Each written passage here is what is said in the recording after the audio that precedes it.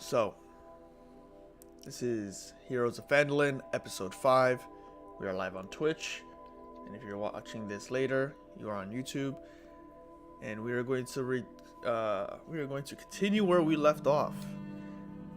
Our adventurers left Neverwinter towards Phandalin in pursuit of a simple quest to escort a supply wagon filled with mining materials for Gundren Rockseeker and his associate Sildar Hallwinter, who was mostly his bodyguard. Ambushed on the road by goblins, Gundren and Sildar were taken. Our adventurers were also ambushed, but managed to not only survive, but follow the goblins back to Cragmaw hideout, rescue Sildar, and are on their way to rescue Gundren as well. They made a brief stop in Phandalin, a up-and-coming town in the Forgotten World, long lost to orc raids and the past. Phandalin is now bustling once again with promise of riches, and our adventurers have now made their way north towards Cragmaw Castle, specifically in the Neverwinter Wood. They have searched for this castle for about a day and a half before running into their best friend in the whole world, an owlbear, who once again gave them a little shellacking, almost taking down a couple of our adventurers. However, in their final moments, a green dragon came in and plucked the owlbear from their grasp, tearing its head off and probably saving our adventurers. You'll never know. But with that, let us begin, because after that encounter, Snow was able to find... Oh yeah, Snow's not playing no more? Hello. Michael? What? Snow's not playing no more? No, I'm here, man. I don't know what he's doing. Oh, okay. Makes sense. Thanks. Snow, one of our adventurers, now MIA, has discovered the location of Cragmaw Castle in a brief scouting mission after our adventurers dealt with the owlbear, the dragon, and tried to find a place to recuperate. They saw a patrol of goblins, and Snow tracked them back to their castle. With that, adventurers vaguely know where Cragmaw Castle is, but have hunkered down in a kind of small cave, alcove, I guess, in this rock formation with very narrow passages that kind of protect them from monsters and that kind of stuff. But we did end our last episode with one of our adventurers, Vondo, returning to the clearing where they encountered the owlbear and the dragon, praying for another dragon encounter? Vondel went out there Up. a little confused. Up. Seeking spiritual guidance. Hey, Well, up. please, Adam, Sorry. please. I know Wow. that you're I thought- wrestling. I thought my mic was wrestling up muted. Another owlbear, but please do not kill me off in the first 2 minutes. Sorry. Literally keep trying to mute this mic, and I was like, hey, it's muted. Hey, it's muted. Hey, it's muted. So, this dog is like, hey, you're playing Dungeons and Dragons. Anyway, sorry about that. Continue. We already have one dog in the party.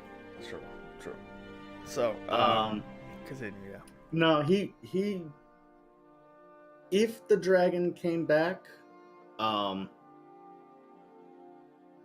Vondel was kind of desperately looking forward to that. But as the longer he sits in the clearing, he just uses the time to clear his head and try to desperately think of a way for this group of adventurers he's with can survive and succeed in this almost insurmountable task. We know, or we don't even know, if Gundren is still in this castle.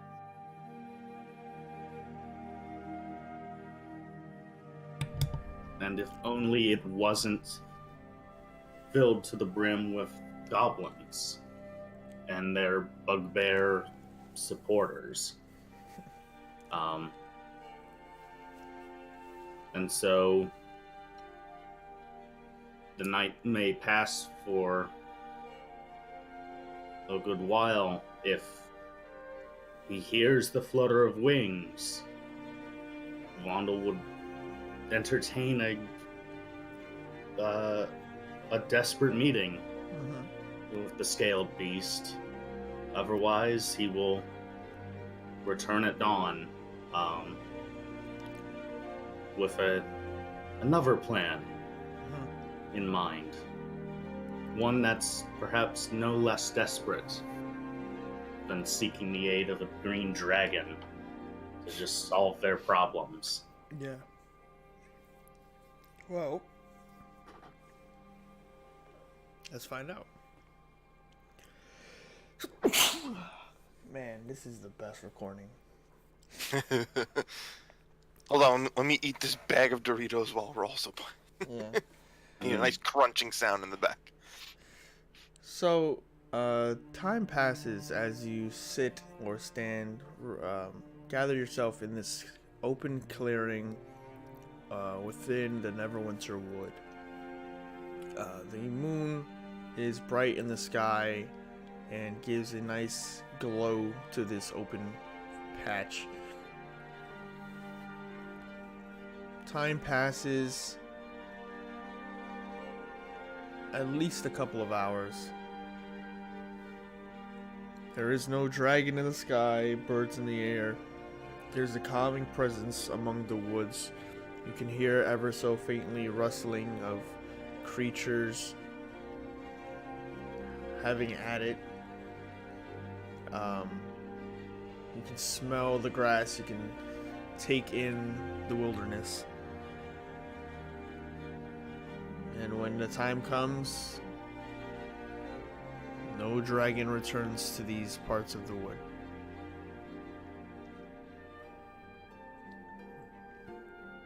Eventually returning to the encampment, you almost lose it for a moment because of how well concealed the entrance is. It is, as described before, a cut into this rock formation with this 4-foot gap where you could walk through with soft dirt. You eventually notice as the night progresses, it's not just a darkness that takes the wooded terrain of the Neverwinter Wood. It becomes more difficult to see regardless of your dark vision because a fog starts to take the night. It is very cool, it is damp, and you start to notice that the fog itself is bringing a very noticeable moisture. The ground begins to get wet, much softer than usual, and you can see almost a dew on the rocks as you make your way back into the encampment that you guys have created in this alcove. This 20 by 20 foot, tightly knit campsite you guys now have, with a ceiling above you made of rock. You notice there's ever so gently a trickle of water now collecting from this cave. And you all settle in for the night. And in the morning, wake up. Unless there's something you guys want to do with that time at night. Who was on watch when I returned? Let's say it was Alton. It was sure as hell not me because I was out with blood loss. Yeah, it was most likely Alton. Okay. I offer the briefest apologies for being tardy and just idly make sure that nothing occurred while I was away for hours on end. Alton, noticeably dotting off every now and then, did keep a sturdy. He kept watch, and he accepts. You're saying he's not sturdy? Well, a sturdy watch is not a good descriptor. He looked good. He was watching. He took watch and gives you a quick update. Nothing of particular happened while you were gone. He accepts the apology. Thinks not much of it. Not really used to the importance of, keeping watch over camp, staying together, those kind of things. But I guess gets the gist of someone should be doing this job. And then I guess for the rest of the night, you guys can now, if you guys were wounded, you heal up to full. If you guys use spell slots, they are restored. You eventually wake up to a very cool morning, not warm, with a lot of you sprinkled with water. Your clothes are a bit damp, a little uncomfortable. Makes this morning wake up a little uncomfortable, as I said. But you guys wake up and the day is yours. What would you guys like to do? So I made the rounds and woke everyone up. I apologize, but we have to speak a little early in the day. We have much to plan.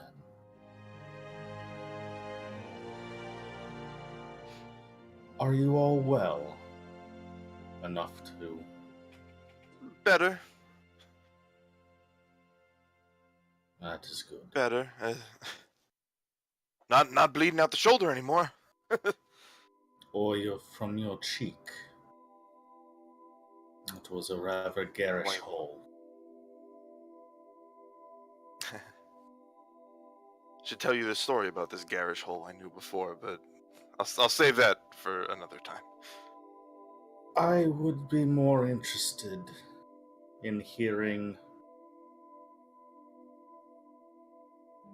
and I admit,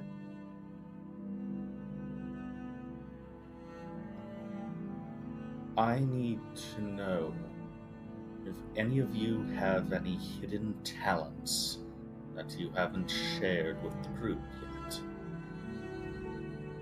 There are mages amongst us. I need to know what you can do if we are to survive this upcoming task.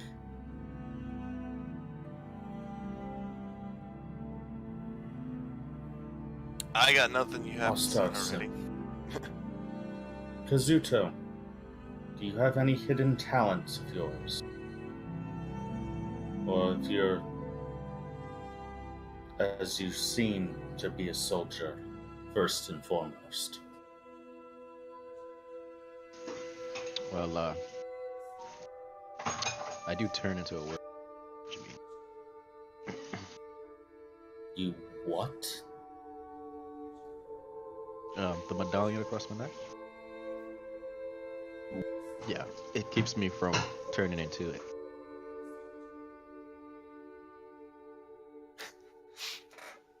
I just start laughing. A werewolf. All right. Well, one of us is fucking insane. Werewolf. This is not a time for clever jokes. I mean, I showed you, but I don't want you guys to die.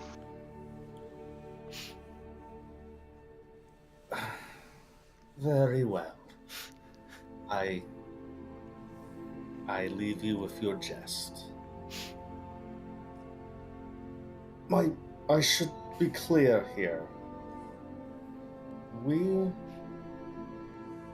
have to enter a fortification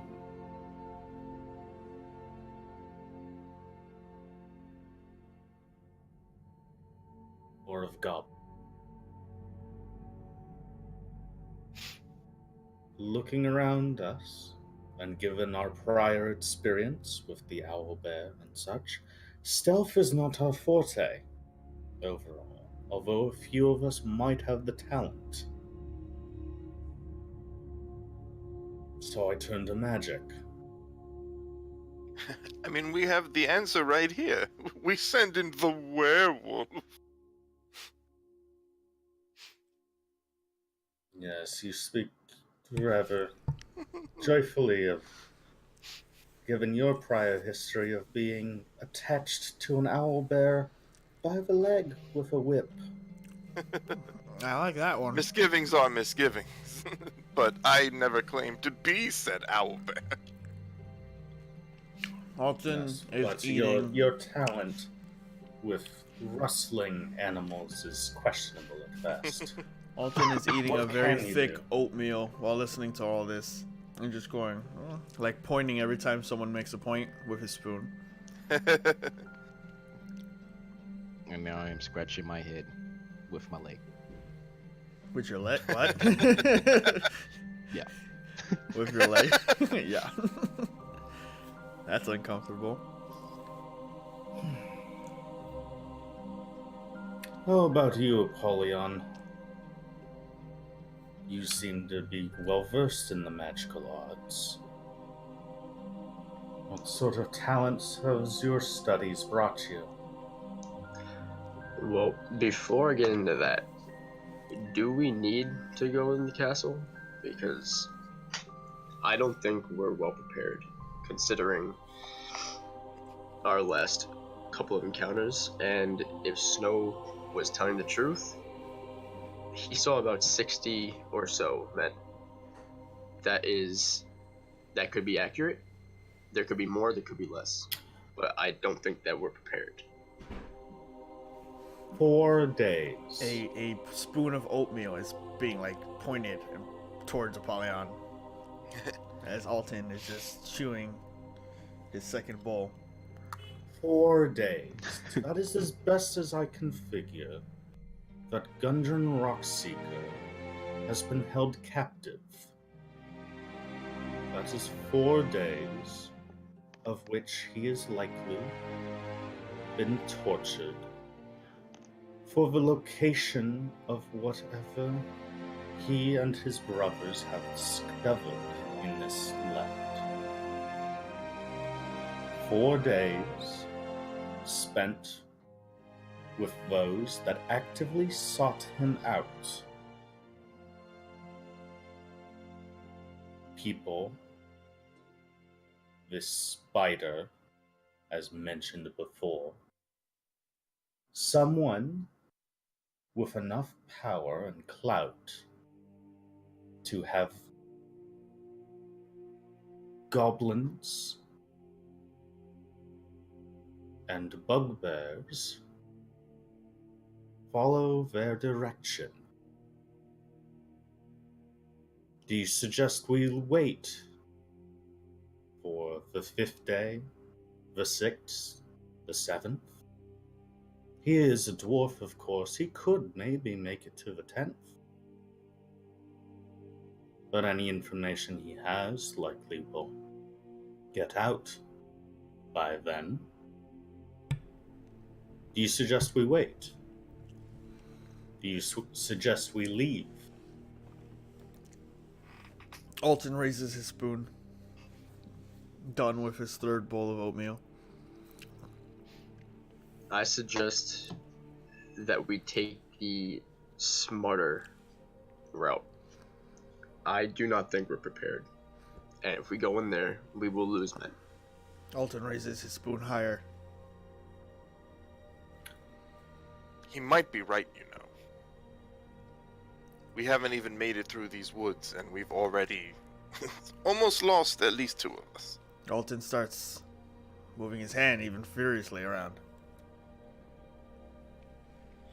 I am no soldier or tactician here, so I'm going to leave this to you all.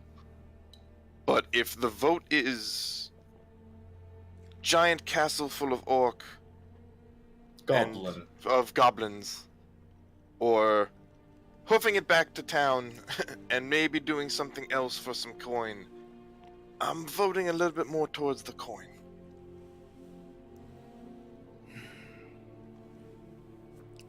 Alton just starts going. Alton, shut up. Cousin, Yes.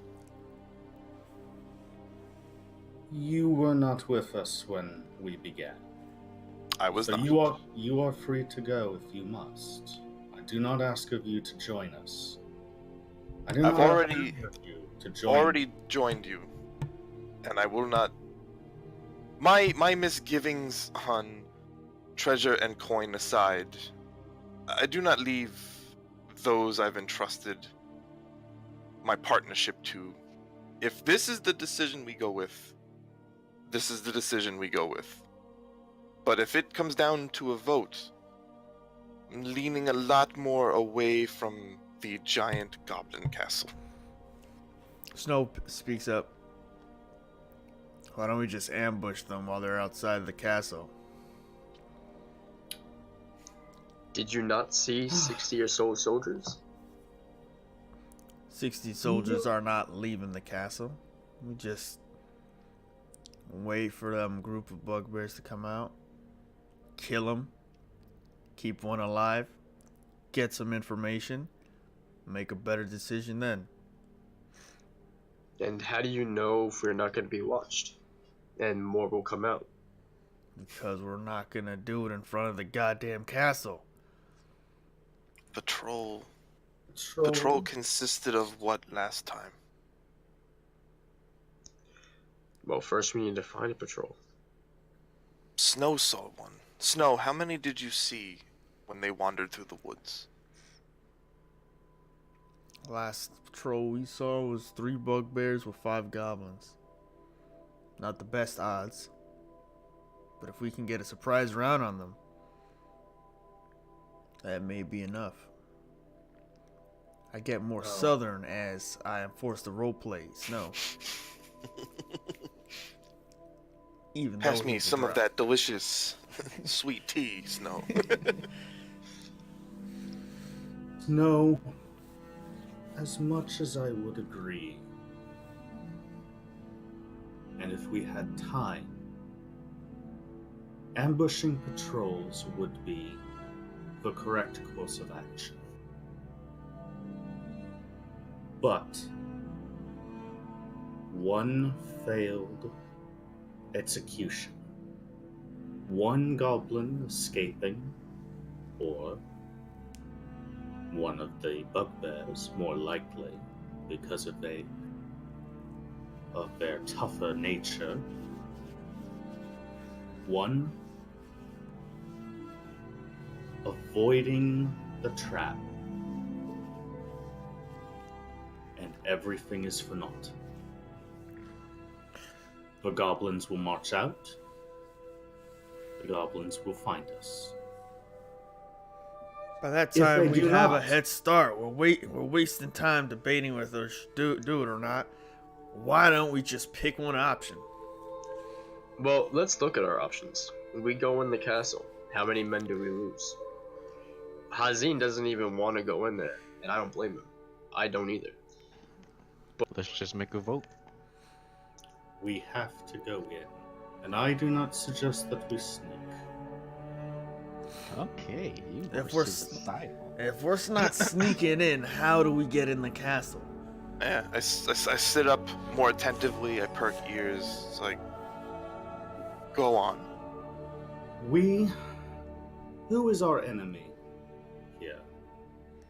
Is it the goblins? Is it the bugbears? Or is it this spider that conducts this entire operation from the shadows?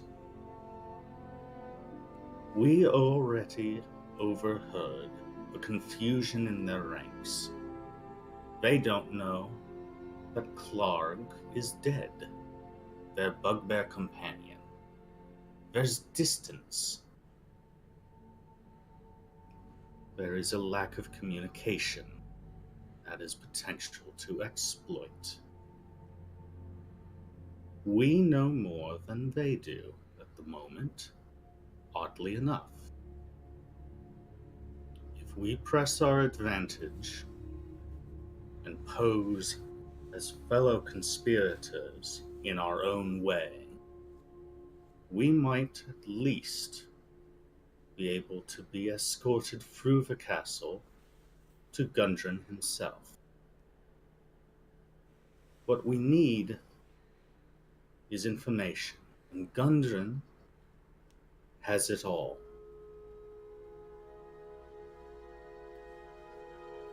I'm a little To confused. know it sooner than our I will lie to them. You're gonna lie. Put out there. This You're, sounds pretty crazy. you're gonna just walk up and lie to them. That's our plan. And if they see through that lie, or catch us in whatever route we take, what happens then? We all die. These routes, if we are caught, we are finished. We sneak in. It's an entire fortified castle. B+. We are able to fight, and we will bloody them. We sneak in, we will die. If we leave Gundren to his fate. We leave him also to the possibility that he will have been moved again. And when we do return eventually, it would be for naught again. Okay.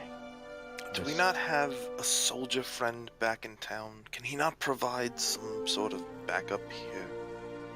The one you all brought back with us. You met the only real authority in Phandelver. Do you really think that those Red Brand goons will actively support a raid on a castle? Not without way more coin than we all have. Well, if it's my vote, I'm either sneaking in for only a couple people and I get Gundren out, or within the herd. I am not setting foot in front of that castle either way. I mean, any other way. Just doesn't make sense. They'll outrun us. We can't lie that good. And we're not lying to other people. We're lying to these creatures that kill for sport. They raid caravans. They do it often. They have a system in place. We have nothing they want. Now, if you had something they want, that'd be a different story, and I'd agree with that. As You it become more and mentioned- more Texan. You This you is mentioned why. Clark. Do you have anything from him? Do they use a sort of symbol? Do they use a sort of secret greeting? Because it No. Alton What they have. points his spoon at Gottheim.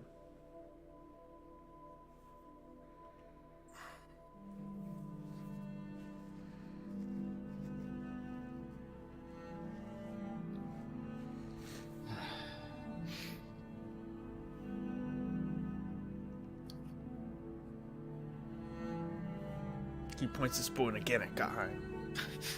I'm sorry, I'm watching you move the things around. It's fine. Yeah. Can you Alright, stop? That's so- really distracting. What things around? the No. icons. I was watching the icons move around. It was getting like way too intense for us. What icons? Stop. Stop. Okay, so let's I I vote to forgot you're in a ambush. different page than me. I was like, I what? vote to ambush. We take I vote all of them ambush. out except one, and then we get more information out of that one person. It's not like Vondel doesn't bring We're up a not- good point, though. If one of them gets away, it's just as bad They- as if we went in front of that They castle. won't get Um, away. They won't get away. Everybody do their part. They won't get away. Yeah, Who? we just have to One cut as lost many variables as patrol. possible. The more you wound this fort, the more they realize they're under attack.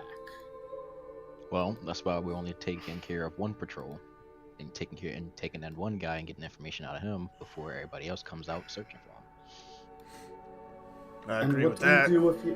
What do you do, Azuto, with the information? Let us just Might be- hypothesize. What information would you learn?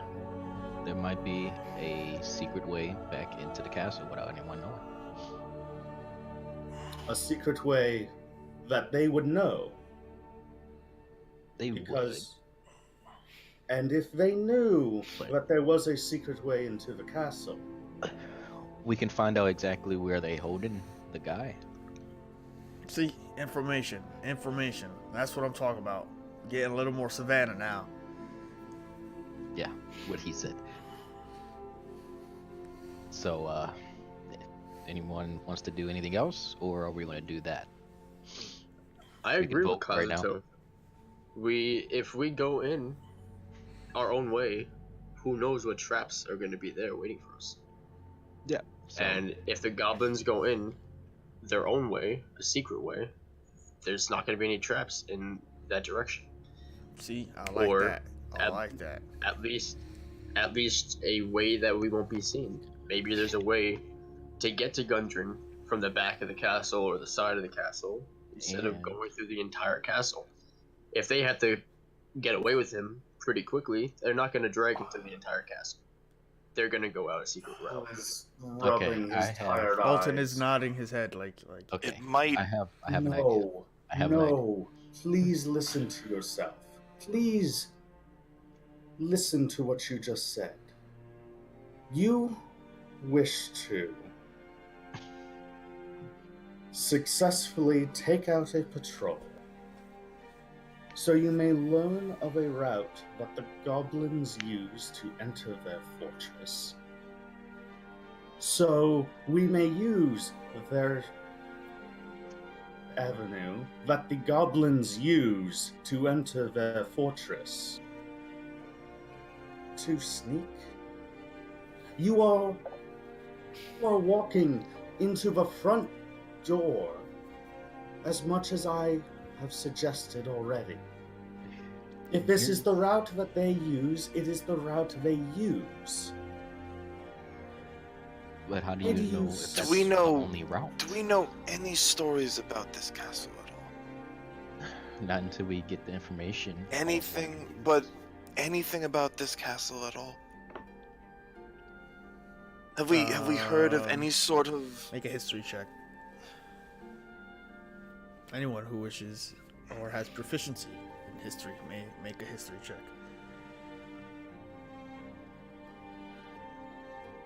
There's my first one. It's a fucking castle.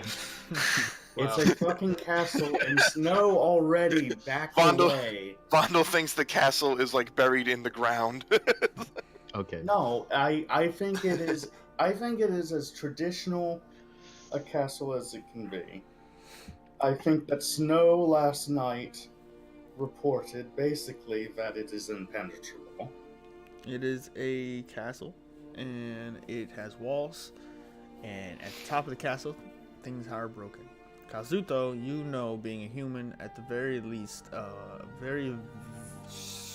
just a slither of information about castles in these parts of the Neverwinter Wood. They were they have either two origins, human or elven.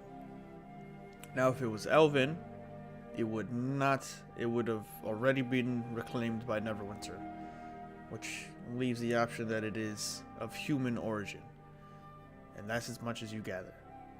Shit. Okay. So this is how it's going down. We wait for them to come out. We take care of everyone but one. Make sure they're far enough where they're just out of the castle, the castle's view. We take that one guy, get the information, and then we light the patrol. What do you call those things that they use to carry around? Wagons. We burn the wagon, set it on fire, so that they can see it. There. In these woods, unlikely. Unlikely. The actual Unlikely that we would patrol. have a wagon. We're off a beaten path. If there is the road leading to and from this castle that has been abandoned, so unlikely. I see. Why don't we just bait them? We create our own trap and bring them to it. We don't have to wait for them to leave the castle. We could just wait till the patrol leaves and lure them to a spot of our choosing. And what kind of bait would you suggest? Are you going to dress up as a bugbear and do a little dance? We've got two types of bait. We got the bait they want, and he points towards Alton, who shakes his head. And we have a wolf, who is actually quite on the team. Tasty looking. I mean, like we all thought it, but They're goblins. They track animals. He's listened to me. I know me and him, we have a bond. Not till level 3, but we have a bond. I mean, if we really need to bring in the noise in the forest, It's not I about could. bringing in the noise. We just need to bring him to a nice secluded place. Gottheim will bring him close in. They keep chasing them. They keep running in. And once they're in, we hit them hard. You know, we'll go for the bugbears first. Forget the cannon fodder. Once we've taken down the big ones, even if the smaller ones run away, that's 3 heavy hitters we've taken out of the castle. We capture one of also the might be goblins, worth- get information, and then we make a more informed decision. Maybe there's a way in, maybe there's not. Maybe we'll learn Or the something they precise want. location. It also might be worth it, Vondel, to know if they have any sort of identification on them. If we walk up there without any sort of badge or whatever they use to discern bugbear to bugbear, we might not make it away from that door.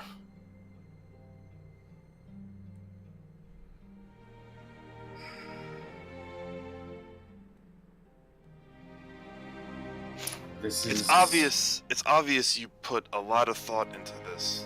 So I'm not going to begrudge your idea. But if we do not pass that front gate, we are surrounded. And maybe you and I could get out of there, but this is heavily dependent on our mage over here being able to outrun goblins and bugbears. What would be the issue? Alton He shakes at his head. least has 2 good legs. No. But he's not protected the way you are, though. What time of day is it, Adam? It is This is barely the dawn. morning. It's barely dawn. You don't see the light, but snow has woken you up for the beginning of the day. I think that this course of action consigns Gundren to an ill fate.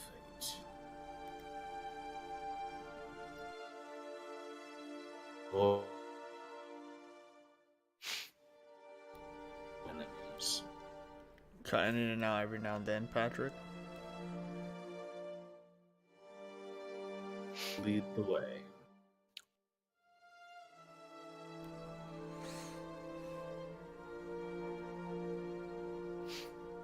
By the way, there is no oatmeal left for anybody to eat.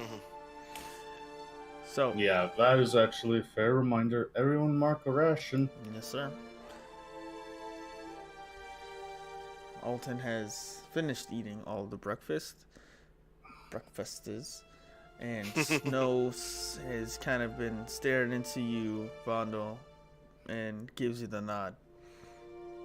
The nod of understanding, the nod of, we're gonna make this work. And, If we manage to stop this whole platoon, we could simply make it look like one of the bugbears ran off on his own after slaughtering his companions. We may not be able.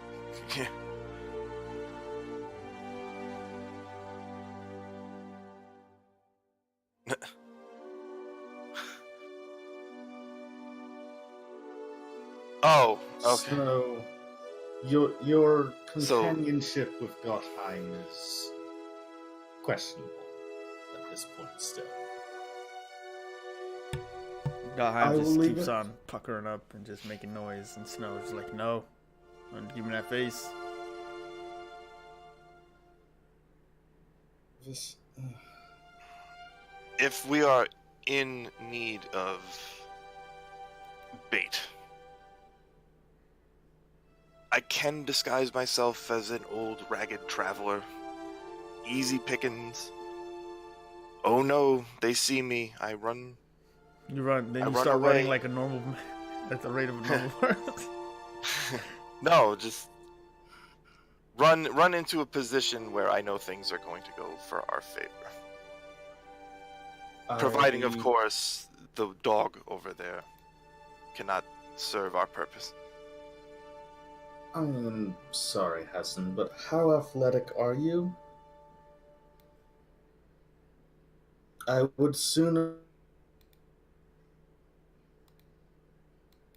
idea of a disguise, but I would suggest that a lone figure alone would be enough. And for that matter, I would trust someone trained and conditioned for swift movement to some.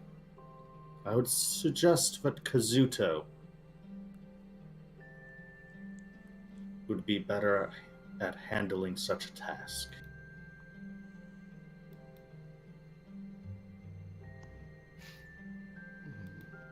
What did you want me to do? Run. I think you're like me.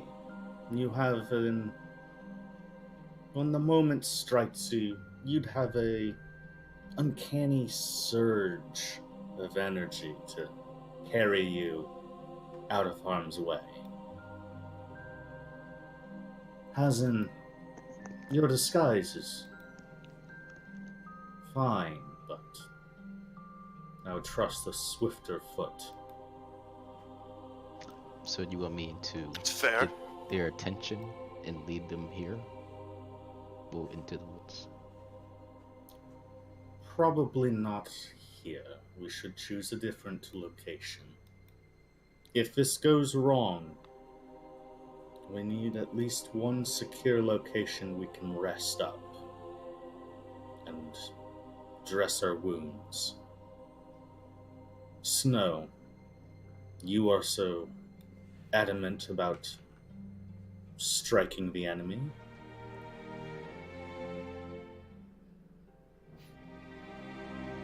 Can you suggest a better location for us to conduct this? I'm on brief scouting. I found a couple places. Particular favorite, where we have the high ground, and they're kind of stuck in the low ground between two banks. If we take either side of those banks, not only do we have the advantage, but we can see them coming and going. They won't be able to escape without us getting a chance to hit them from a ways. Apollyon. Jeez, You cut out. do you have any magical talents that could help ensure our success in ambushing the enemy? Perhaps. Drive them into confusion? Perhaps.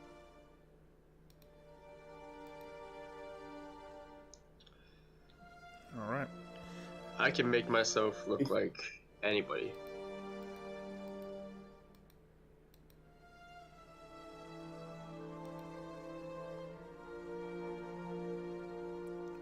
Well, with that, I'm gonna cut in here and say, you guys have an opportunity.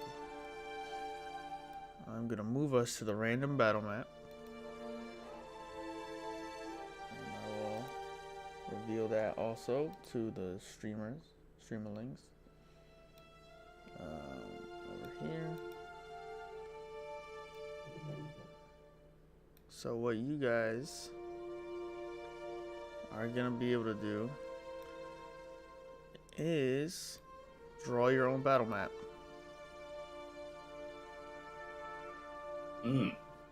So Hazin, get to it. So this is how it's gonna work. I need to have seen the map first. Very very briefly, can everyone like just see if you can draw a little bit on the map? You should be able to with the paintbrush tool. Yeah, so on the left hand side there's a bunch of different tools and stuff. So don't be drawing dick butts on my stream. I will fucking bring that dragon back in a heartbeat. It's a bone. Relax. Okay? Yeah, it's a bone. A boner. And there. Anyway, so I will That was give one you you raced. guys. Erasing is hard. On the left, you have a draw shape tool. Draw a rectangle, hold Alt. For circle ellipse, hold Shift. To erase, you're gonna have to go to the select tool, select the item you drew, and then hit delete. It's not the best thing in the world, but this is what you guys got. You also have a text tool where you can label some of the stuff. I will give you guys. I'm gonna set a timer. You guys have 8 minutes to draw your battle map in any way you want. High ground, low ground, trees, rocks.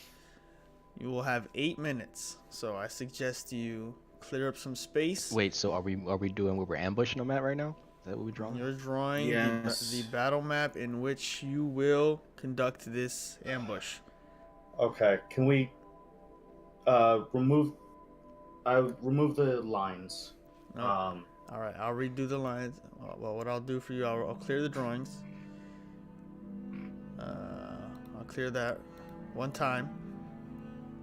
Now remember, to change something you've done, you gotta select it and delete it. So try to think about that before making a real long piece of painting. And try to label it to help you guys talk it out. You have 8 minutes starting now. Hold up. Fuck up. Okay. Very quickly, I can put lines down start pinging where you want major objects? Do we want it to be... But let's first call out what's the main location. Do we want to surround them in a low ground? If possible, I think we should take high grounds rather than low ground. Yeah. Okay. Because that was done before. Why is this not drawing? Come on. I think Dejan should draw. He's an artist here.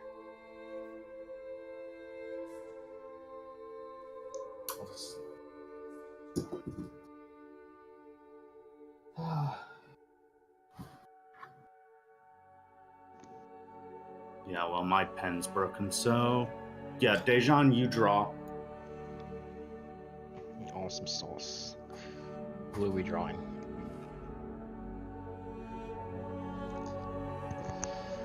Well, it's an embankment, right? So we need Just making sure mine's worked.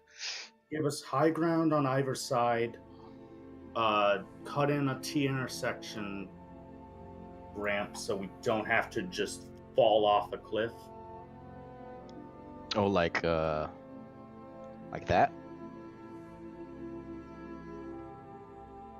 No, don't do... No, top down.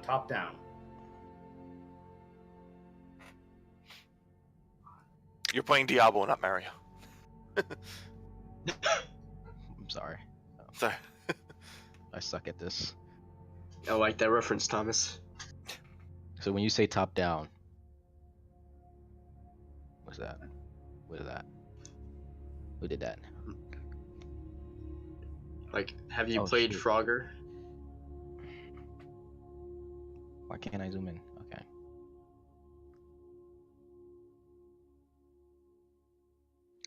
Am I look? Okay. Wait. No.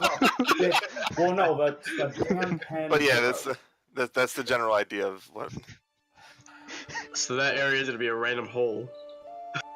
No. But this is- That was crazy. I did not expect to see that. Okay.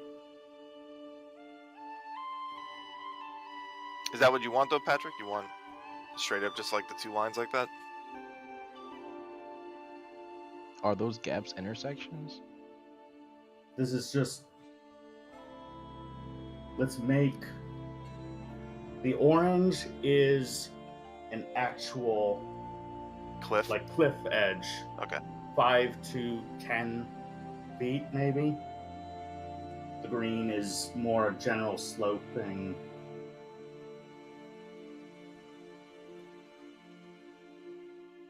Okay. Mm-hmm. Ping where you want trees. And cover.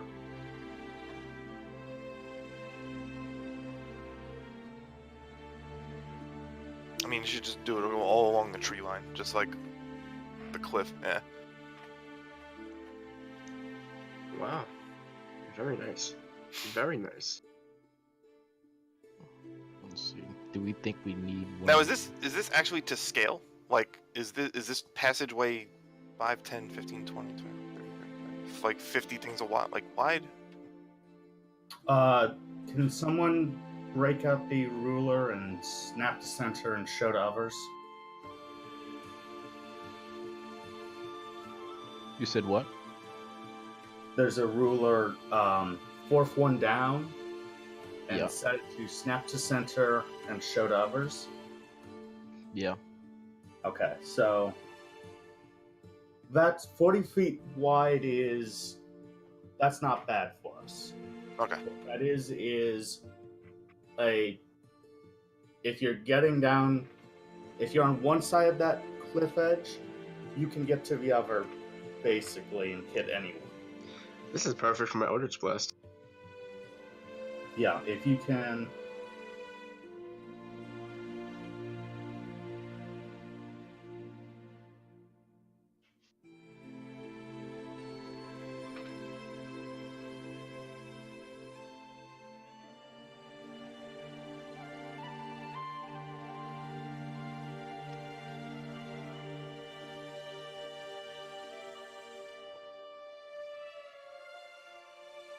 Beautiful. Who's drawing this? come on. Pat, are you drawing this? Yes, I'm drawing this. Looks pretty good.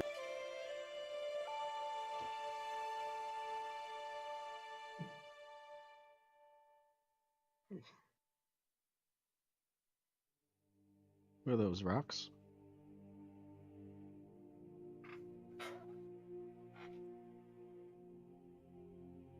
Just gonna set up a couple half boulder rocks for cover.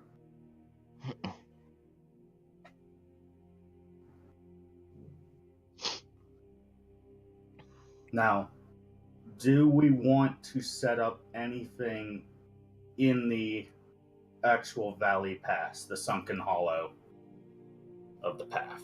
Oh, are we going? How do you ping? Click and hold while you've got the main select move cursor. Okay, so like we're gonna do this like here, or are we gonna go more towards like dead center of the? We should try to catch them.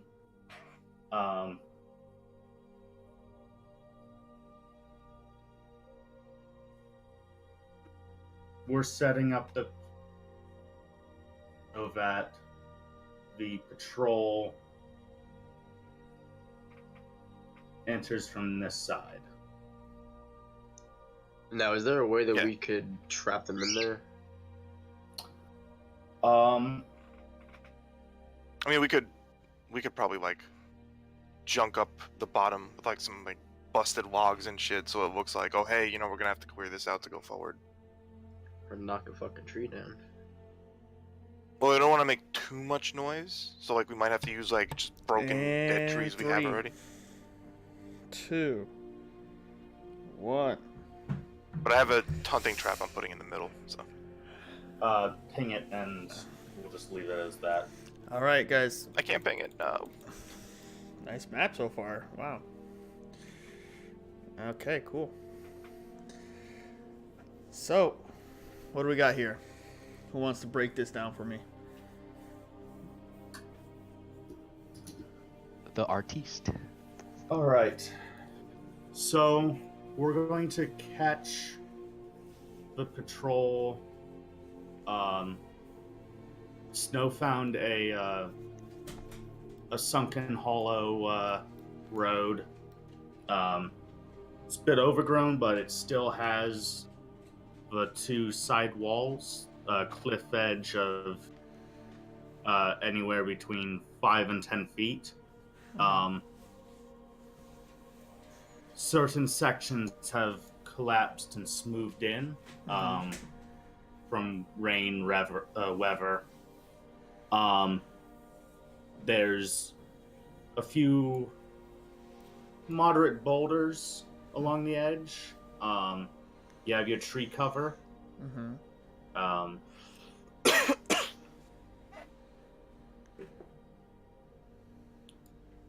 Just this one piece. Oh, well, that's annoying.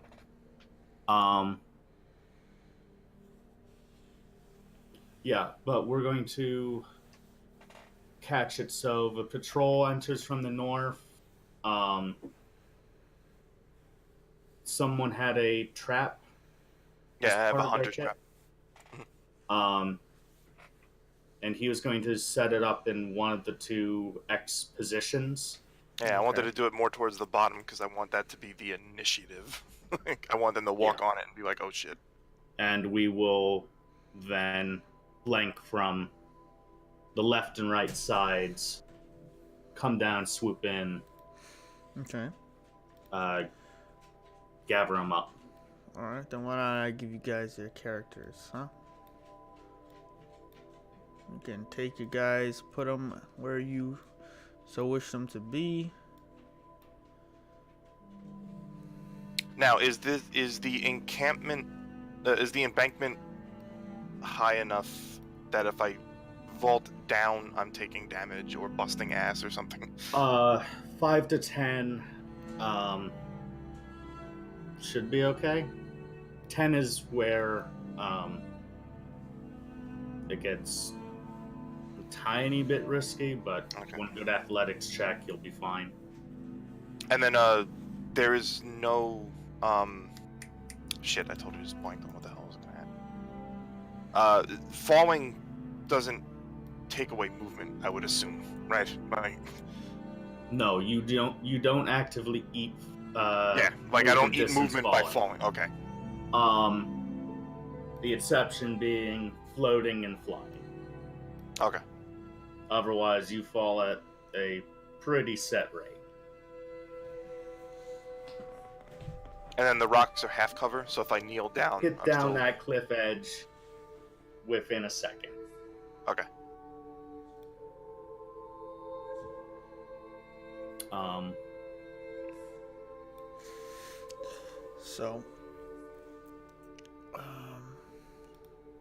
So Snow will suggest that he takes the initial entrance in case they try to flee. Him and Gottheim can close in on that and stop them. Being that he's the hunter, he could pursue them better with Gottheim. So Before... they're gonna take this northeastern front. And before combat officially begins, Polyon, Kazuto, and Snow, I'm gonna give inspiration before the combat even starts.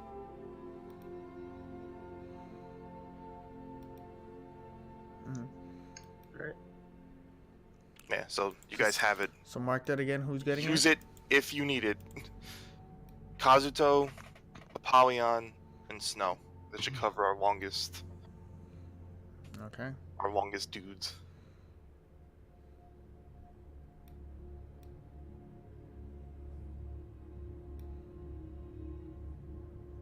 Now, inspiration is just another roll, or is it like a special? Bardic Inspiration lets you roll a D4? 6. 6? D6. Okay. So you just have to declare when you're going to use it. Yeah. And then Yeah, you alright. make your normal roll, and then you roll 4 on top of it. Another 6 on top of it. Why do I keep thinking 4? Certain Might be thinking of features are Bless or something? D4s. Bless is, I think, a D4. That might be what I'm thinking of. Yeah. And we're gonna try to start this at that X toward the bottom, right? That brown X toward the bottom. Or I no, believe so. that's kind of far, isn't it?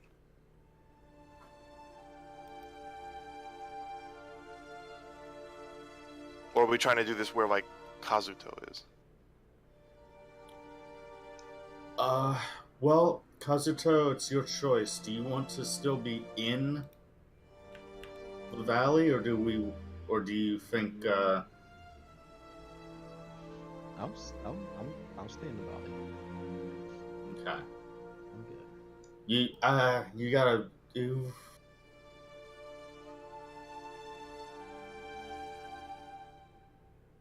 What happened? My only thing is that if you stay there, you have to make sure that they enter the hollow way and pursue you down it.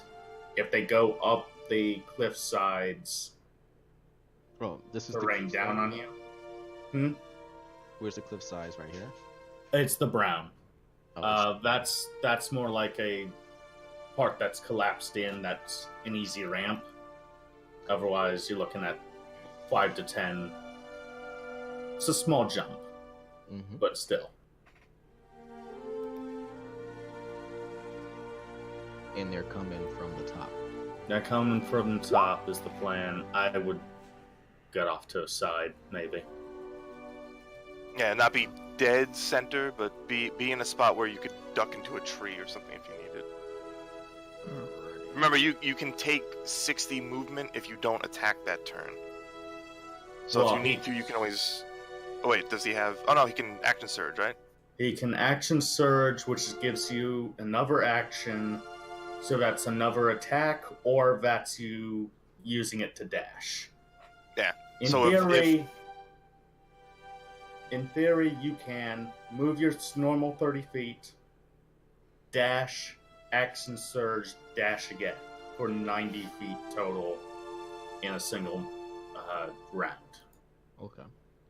Yeah, so if need be, you have an out. For example, that's 90 feet Okay. of clearance. Oh, and we're gonna have to do this outside of grid, right? So we're gonna have to constantly be using the snap to. Yeah, use snap 2. There is a grid here. So when they come, do I just go out like this? Try to make them stop? Don't make them stop. They need to come. I'd also say down, through. like be a little bit down farther, so that you can get up that ramp if need be. Which you might not need to do, but still, like you want to make sure you can make it to that ramp, so you don't want to be like too far up. Okay.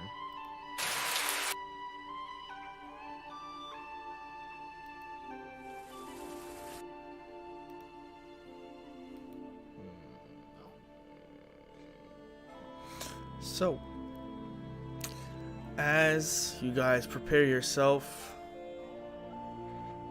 you... Actually, Kazuta needs to run and make sure they come to this location. That's Because what we don't know if a patrol will make it. Yeah, that's what we're getting to. So, Kazuto, you're going to have to make some rolls here. So, let me paint you guys the picture. You guys have already painted one of this battle map, but Kazuto, you follow a path that Snow has indicated earlier. We'll say this path, the discovery, the time it's taken you to set up your ambush, talk it out, has taken about 2, maybe 3 hours. And in that time, Snow has tracked their passages, the routes they take through the forest to patrol, and etc.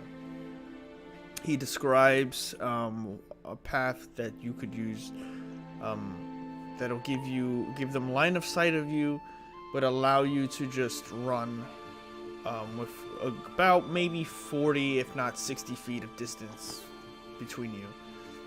So, Kazuto, as you're waiting in this rocky terrain with your surroundings being trees and bushes and the occasional rock formation and surrounding you, you wait maybe 30 an hour. This is the best recording so far. Keep What? sneezing. 1 second. So, sorry about that. You have your friends waiting at the ambush point, but you are alone, and eventually you hear the sounds of the patrol. I'll lower this a little bit more than I did before. It's a little too loud. You discover the patrol as it's wandering through the Neverwinter Wood.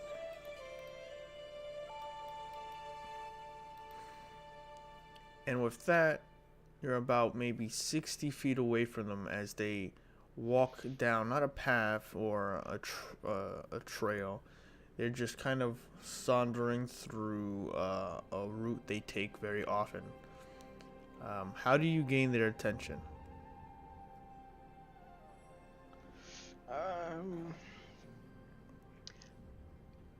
I'll try just randomly screaming.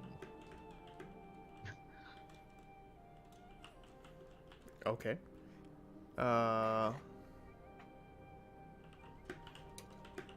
Okay. So you start screaming. Yes? Yes. All right. You start to scream in the open wood, and it draws their attention. They look around. You seeing them come through. You see 5 goblins, small, maybe 3 feet tall, scrawny, and with this pinkish or even orangish skin, spotted with dirt and muck. They have these pointed and angular noses, and they skitter around, looking around suspiciously as you scream out. In the front are 3 bugbears, seen before, looking similar like Clark. Seeing them, you get the flashback of Clark when he killed Gottheim in front of all of you, when he bashed in his back and caved in the side of his head. In that one blow, Gottheim was killed. You resolve yourself, scream out, drawing their attention. They immediately start to sprint towards your direction. What are you doing? I'm running. They see me? They see me, right? No, you just started screaming from behind cover. Oh, okay. I jump out Okay. to the point of view. Okay, you're not in this battle map. You're Well, I jump out to their point of view. Yeah. And see if they see me, and then once they finally they definitely see you. Okay, I'm running. Okay. So they see you jump out of the woodwork and they start chasing. Why don't you give me an athletics check? Please don't trip on a rock. 17. You keep the lead you have on them. They saw you about 60 feet away. You start to run through the Neverwinter Wood. Rushing as fast as you can. Damn, I can never get the music right. You rush through the Neverwinter Wood. The grass at your feet, jumping over pebble and twig. You do so at a good speed where you maintain that distance. The bugbears scream out, "After him!" And as they do that, they all start to sprint. The bugbears lumbering forward. The goblins trying to keep up, and the chase is on. Give me one more athletics check. You have inspiration if you need it. Just throw that out there. Oh, I'm gonna use it now. Oh, God. So roll an additional d6. How do I roll a d6? Slash R. 1d6. Oh, with a space. Yes. Oh, God. This is bad. I saw this fucking coming. As you're running through, you find yourself a little more heavy-hearted at the actual chase. I mean, as a soldier, you've been in battles, you've been in a couple skirmishes, but the hunt is a little different. You panic a little bit, looking back and forth, and as that happens, you sprain your leg during this run and start to lose speed as the bugbears start to catch up, and they are lumbering through with their bare feet touching the ground. These fur-like, about 6 feet tall furred creatures just chasing you with their chin-strapped beards, running you down. Basically, they have gained about half the distance on you. And as you continue running, you see the entrance to the trapped location. So technically, you're about here. Okay. Now, you have successfully made it, and you see the surrounding area. You give your allies the signal. Well, they also see you running in. So everyone starts to make sure that you're properly hidden. Everyone, give me a stealth check, please. Does that include me? No. Okay. You are not stealthing at all. Oh, fuck. You guys have advantage as well. Oh, wow. But it's still just an 8. It's a group stealth check, so... Yeah. Oh, thank God. Alright, good. So, with that, you guys are successfully hidden. Wait. Yes. As you are successfully hidden, Kazuto starts to run in, fatigued, lumbering a little bit. Kazuto, you turn around and the bugbears have gained half the distance. They're now 30 feet away from you.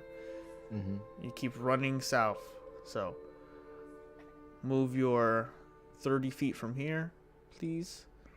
That is 6 squares. Unless you choose to take your action to dash, that's another 60 more. Yeah. Okay. So you make it there. One more square. There you go. So, Kazuto starts rushing in. Very faint sweat starts to pour down your face.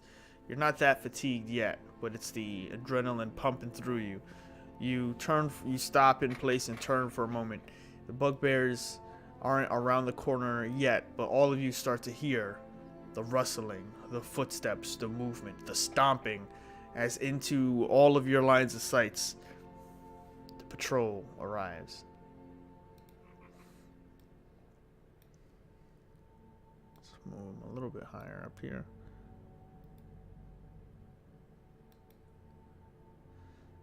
In your sight, goblins and bugbears start rushing forward into this area. They stop as Kazuto stops his sprint. You turn to see them all. They all stop. One of the bugbears looks at you with a grin. Make it easy, small one. And I might eat you later, rather than now.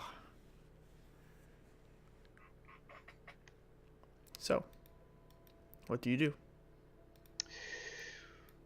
What do I do? What do you do?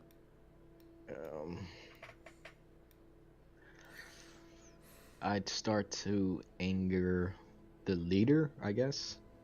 The one that's in front of everybody. Mm-hmm. Start to piss him off on purpose. What do you do? How do you do it? I'd say to him, save your speech, ugliness. You have no, you have no chance. Make an intimidation check.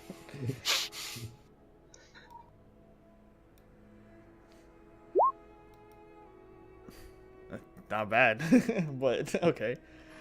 The bugbear just recoils like the.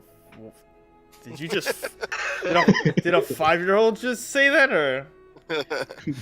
Like he looks at all the other goblins and goes. Oh, you wound me, good sir. I studied at Cambridge. How dare you call me my ugliness? The bugbear looks at all the other goblins who quiet down for a moment. He looks to the other bugbears who look just ready, pumped. They've done their reps for the day, and they're ready to go in. So, the bugbear in front goes, "Fine. Play coy. But let me ask you something. Are you light or dark meat?" And he pulls out this I resent that. crude morning star, and he goes, "Get him!" And they rush forward. So, are you guys going to spring your trap as they move forward? I need to get Ferber in. Yeah. Right. I'm giving you the action here, though. So they'll move half their speed. First, they'll move half their movement. So 5, 10, 15. 5, 10, 15. 5, 10, 15. They all make half their movement in. 4, 10, 15. So they all start Vondo rushing. holds his action. Yes? Vondo holds his action. Hazen, Apollyon, what's your choice? I'm gonna look over. I'm assuming I could at least see Vondel, and I notice he's not prepared to spring yet, so I'm gonna hold 2 for now. Yeah, I'm holding. Okay. Wait. This is Killbox, Kazuto. We can't just like leave them at the fucking top. Okay. If everyone's holding, they continue their turn. The bugbear gets 5, 10, 15, 5, 10, Oh, hello guys. How are you? 15, 5, 10. That stuff I said earlier. Yeah. Get really close.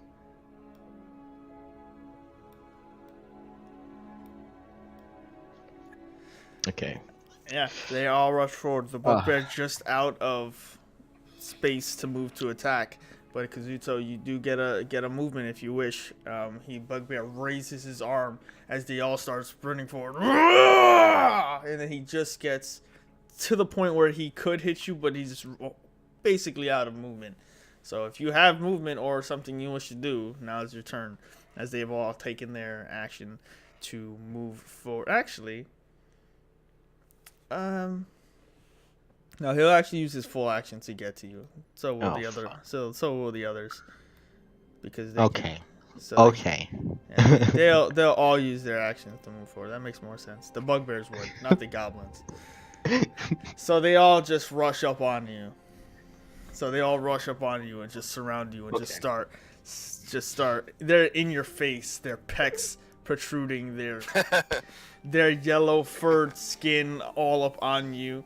They rush forward onto you, and you're now completely surrounded by 3 massive bugbears. And the goblins in the back slow down their movement. They don't action forward because they're not going to get a lick today. So, is there a movement you wanted to do before they rushed for you, though?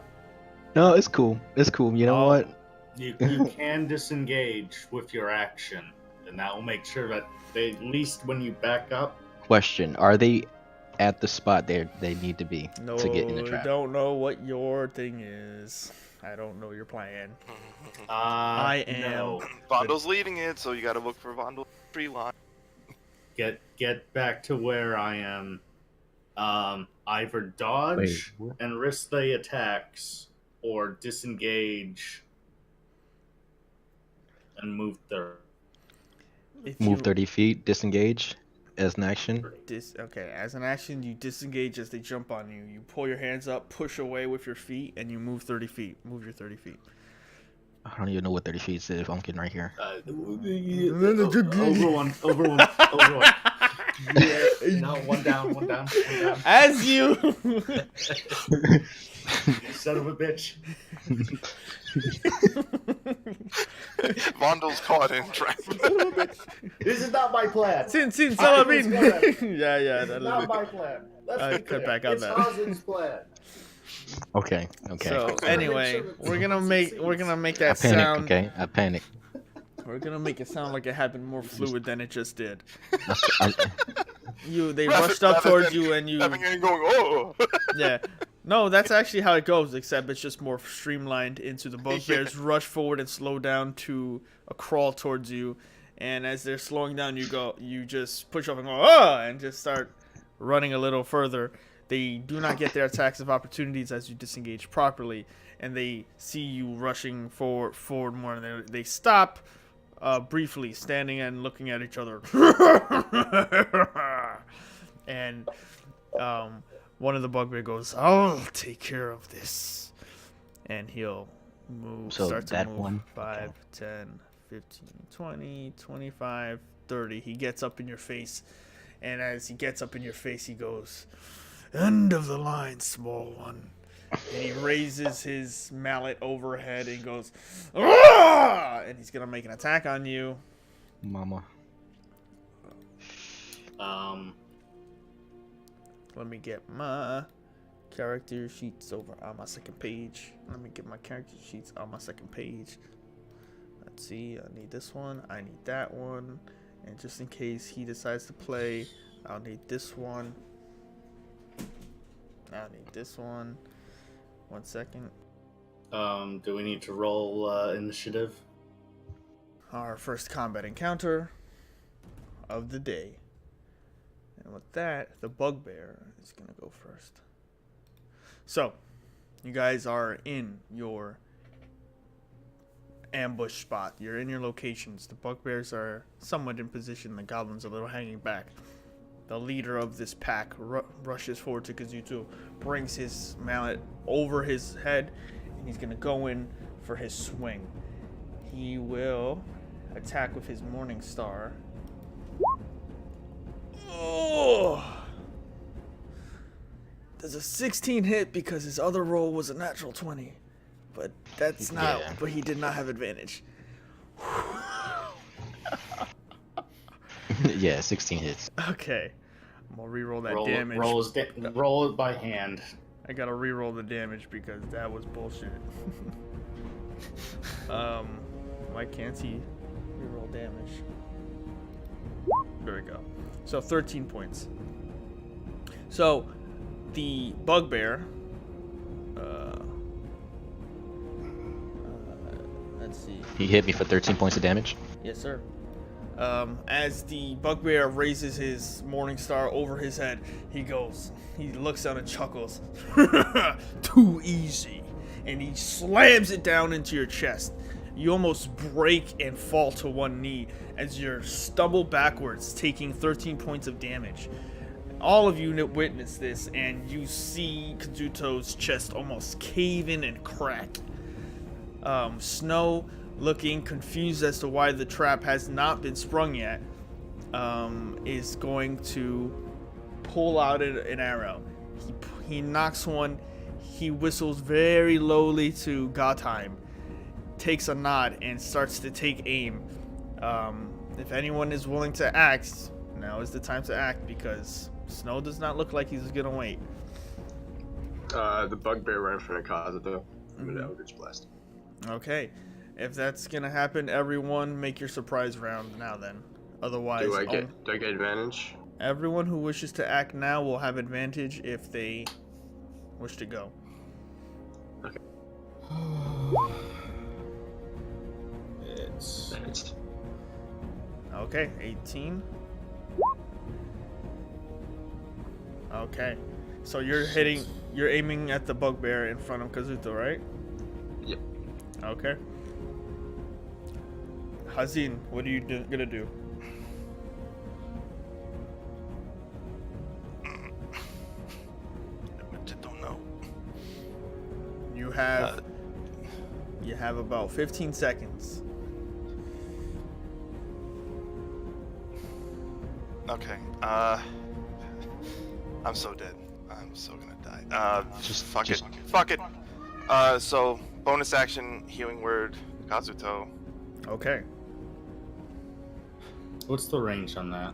60. Oh, Yeah. good. Perfect. Got 5 back. So Kazuto, you heal for 5 more hit points. Add that to your total, please. I did. Hazin, And Alright. Just what's your action? Just Dijon, your jump. mic. hold on. That would put 10. Okay, so fuck it. So I'm gonna jump down to there, Mm-hmm. and I'm going to Earth Tremor. Okay. And then they all have to, those 3 goblins have to make a dexterity saving throw against 13. What's the radius? It's 10 feet from me. Okay. So Let's see. 3 That's right closest. Yeah, and then every 5 square in that 10-foot area becomes rough terrain, providing it was loose ground. Oh, does it not do damage? Oh, is it not set up right? Hey, Let me roll It's it, just the the other display. thing. roll it by hand. Yeah, you just hit the thing. So that is an 11. 26. That is a 21. And that is a 9. Fuck me! God damn it. Well, 2 of them fail, so Alright. they're knocked prone. So from order, go ahead and roll. You rolled the 1. Okay. Yeah. So they take 1 damage. So this one we're gonna mark prone with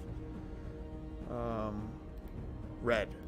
So prone, this one's the one immediately to your right above it succeeded. The one below did not. So these two are knocked prone and take 1 point of damage. So how this works: Apollyon sees Kazuto take it to the chest. As that happens, Kazuto almost falls to one knee, and Apollyon reaches out and casts Eldritch Blast. A blast of arcane energy slams into the back of the bugbear as he gets surprised and almost drops his Morningstar and gets pushed into Kazuto. As that happens, he turns, but as that's already trying to transpire, Hazin has leapt from the tree, jumped down, and cast Earth Tremor.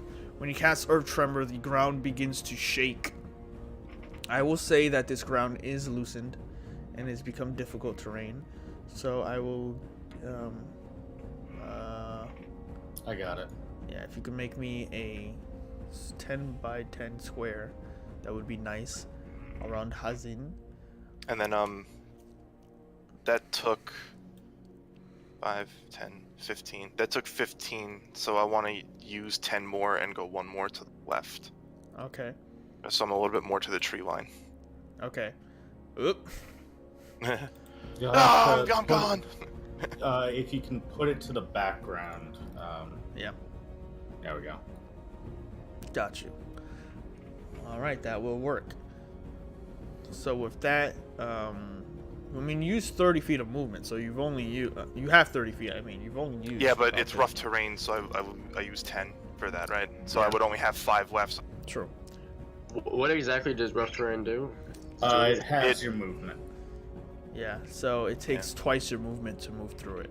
So instead of being able to move 30 in there, they would only be able to move 15. Okay. So that area is rough terrain, and Hazin, you kind of back yourself up against the wall, prepared to take on the goblins who are now shaken by this. Snow will take his shot. Where is Alton? Where did I put Alton? I did not put Alton. Alton's not on. Let me put him in here. We'll say Alton was behind this bush, this tree. Why don't I... They all have to make a dexterity saving throw. Let's find out.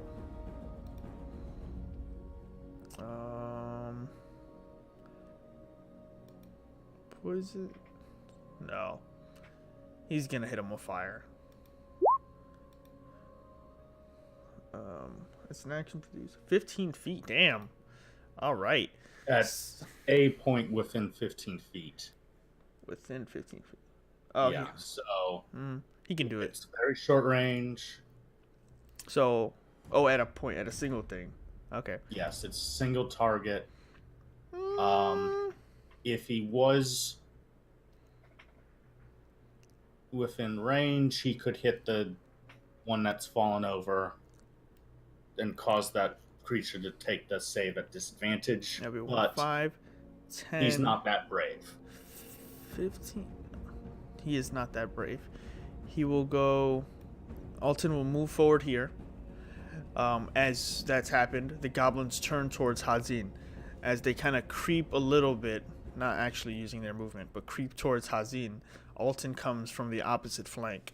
With a potion in hand, it's vibrant and red. He combines these two solutions, puts the cork on, starts to shake it as he runs. As he's moving forward, he chucks it at the goblin nearby, who only rolls a 6.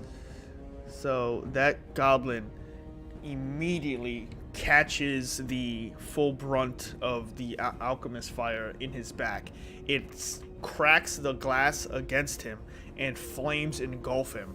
The goblin immediately erupts into flame and is killed. Because I'm gonna tell you right now, I'm gonna take 1d8 fire damage. Oh, it's only 6. So he's actually just holding on, but Of course. is there like a flame thing?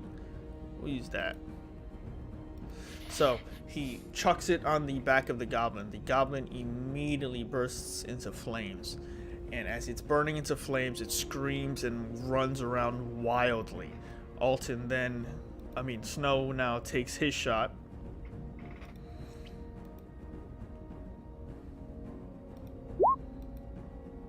Oh, that's a natural 20. Oof. That's 10. Whew. Snow rushes forward. Let's see. Sorry. Snap. Shit. I'm trying to make sure it actually does hit. Yeah. Alright. Snow rushes forward. Pulls out his bow. Hits the bugbear over here for 10. As that was his original goal, to hit the bugbears first. I just didn't call it. Also, let me put their bars up so you guys can actually see their hit points.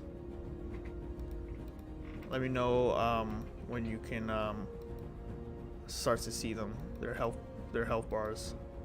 They're slowly popping up. I'm gonna help you out. Snow should probably move back behind the boulder. Yes, sir. He would. If you could do that, that'd be nice. Oops. Fuck. That was my fault. That was my fault.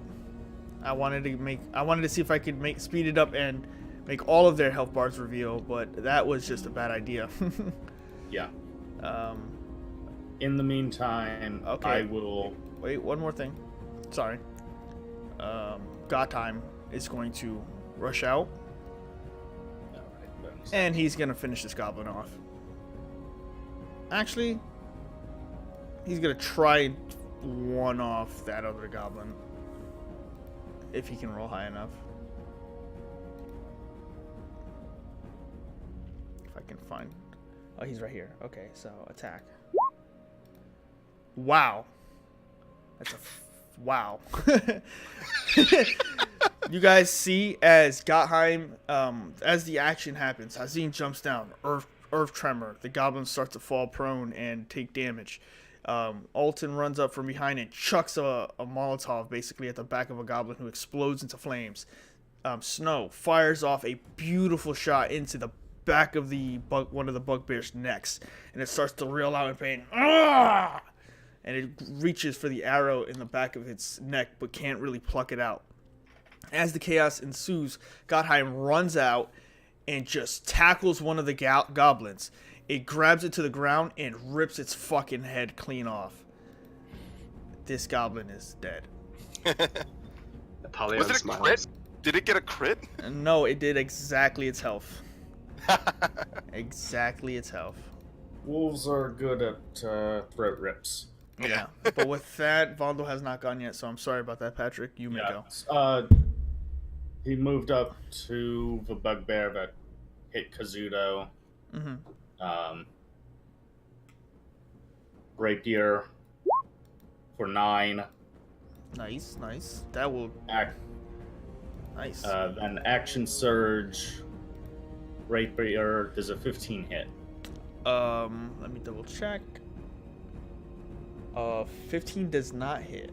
And, okay. So the first blade goes in and sticks him in a soft spot. You said 9 damage? Yes. Okay. Oh, that's the wrong number. That is the wrong number. Is the one next to Kazuto completely healthy? Didn't he get taken Eldritch Blast? Or did that miss? Thank you for reminding me. Also, the 3 goblins I earth tremored, I want my 1 sliver of life bar off, please. Yes, please remind me as these things happen. Okay, I think now we're in a good spot. Sorry, this episode has been a little bit shaky. Sponsored by Shake Hams. Need a more stable stream. Yeah. But anyway, so we continue. That is the surprise round. Vondel, you jump out, you stick him with the pointy end, you pull it out and make another attack. He's got his hand up by that time and parries it with his arm. And with that, we will now roll initiative. So if everybody can go on their character sheets and roll initiative, we will start. I didn't click my tracker. You want me to redo that? Oh, nice. No, I can put them in. Don't worry about it. Okay. I wasn't rolling that again. Fucking that Make sure 20. to click your token. Yeah. So,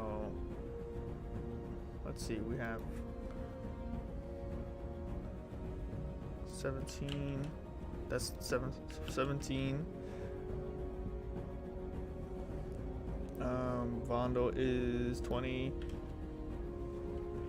Kazuto's 16. Followed by Hazin is not here. Let me add him. 25.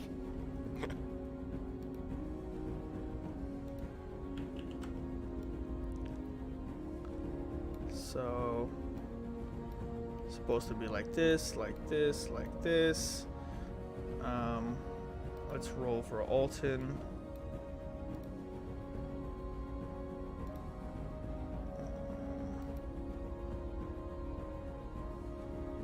Jesus. Also, I need confirmation if Snow is going to continue playing, so that way I know if I should retire him. Jesus. Snow, Alton. Too many things to roll. Too many characters. Alton is 13. Snow is 11. Why did it move Patrick? Jesus. Oh, because I have 2 Vondels. God. One's enough. One's enough. One's too much. That's true. Alright, now the Have you bugbears. seen this melancholic, Ooh. error-prone character? One's too much. Let's go. Oh, they went already on the thing. Okay, that's cool. Never mind. I don't need this bugbear. And the goblins will have their own turn.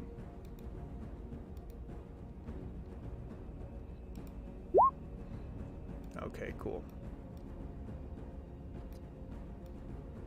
So, with that said, why is Hazin changed to an 11? Well, God. I think Oh, the because turn order just got entirely reset because Vondel's not part of that. Yeah, the turn order currently consists of me, Goblin, Bugbear. Does it? Yeah, that's it. I'll cut this out of the stream. Out of the YouTube recording. Welcome to the Salt Stream. Alright. Can you see Vondel in the turn order? I am in it. Okay. What was your roll? I can set it. It's 20. Thank you. I turn.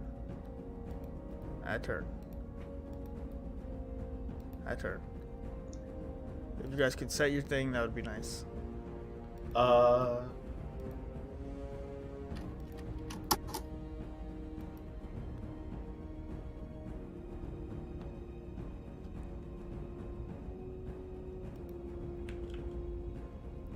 Napoleon, is it you'll the have to red? set your own. Okay, there we go.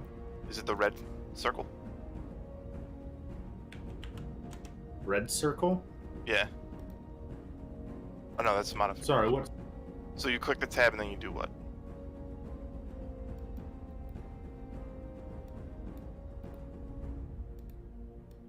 One sec. Oh, you click your token normally and before you hit the initiative, and that adds it in.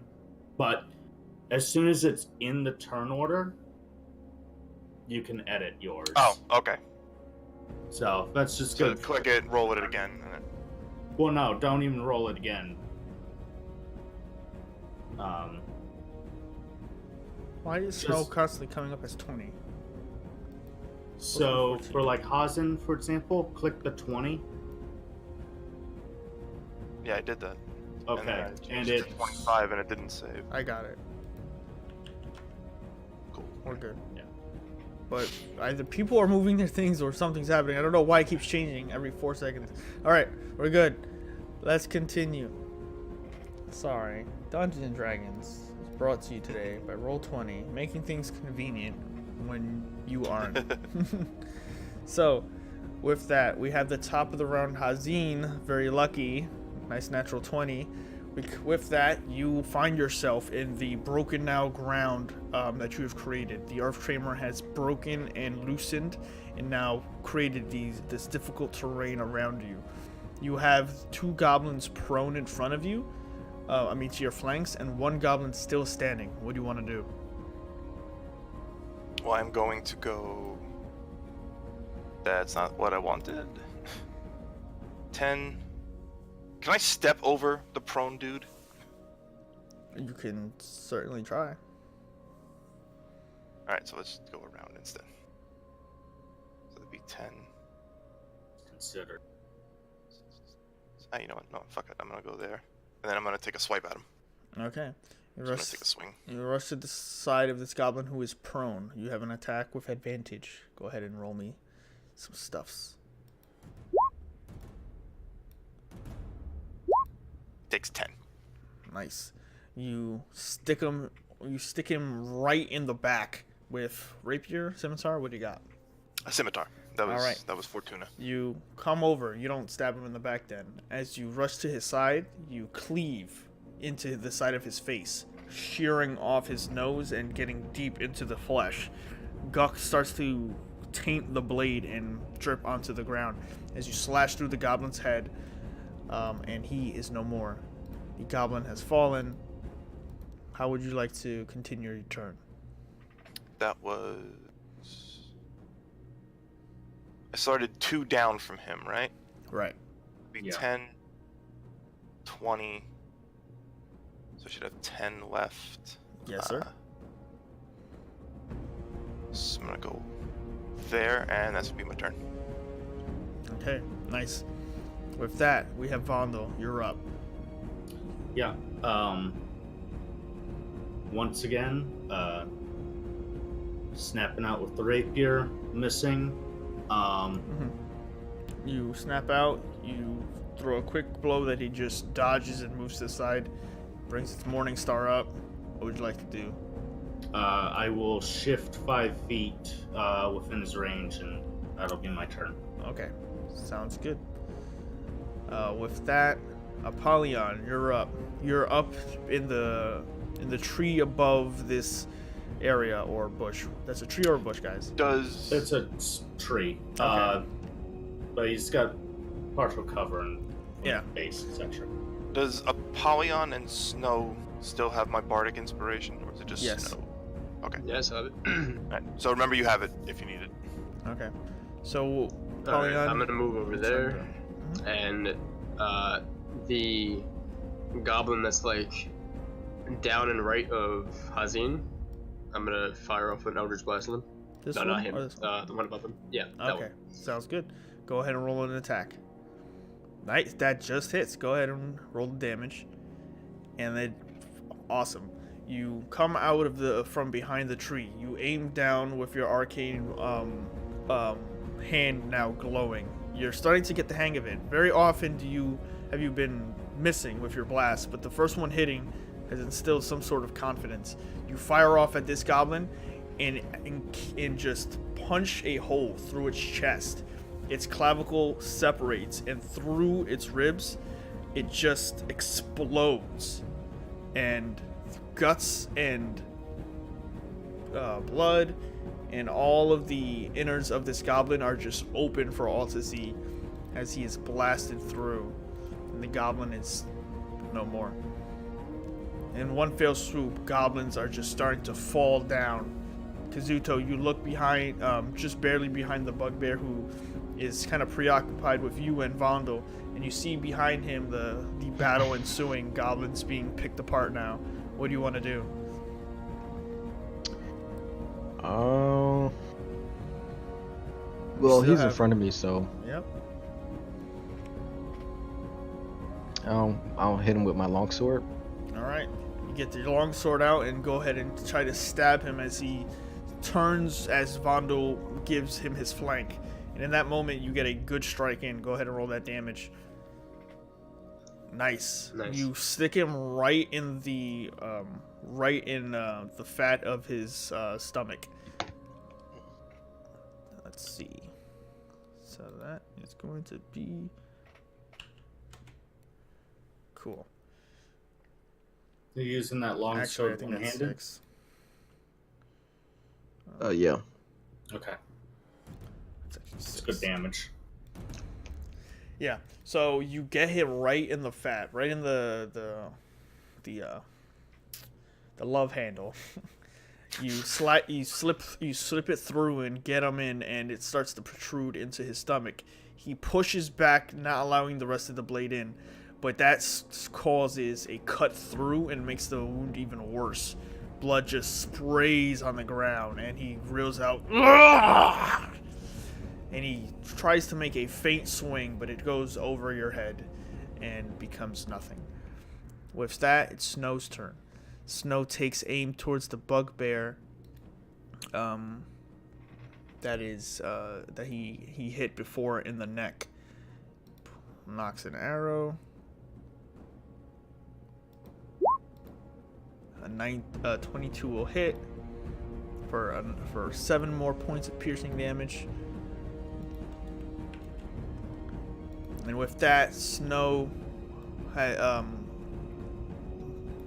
once again rushes out forward, takes his shot, and this time he's not going to return to the rock, but he's going to move more down onto the top of this incline down into the area. That will be his turn, but we're going to have Gotheim's turn, which is an 11. It does not hit. Gotheim will go to take an attack at the goblin now on fire, but can't get a bearing as the goblin just keeps flailing about in pain, and eventually cooks himself to death anyway and expires.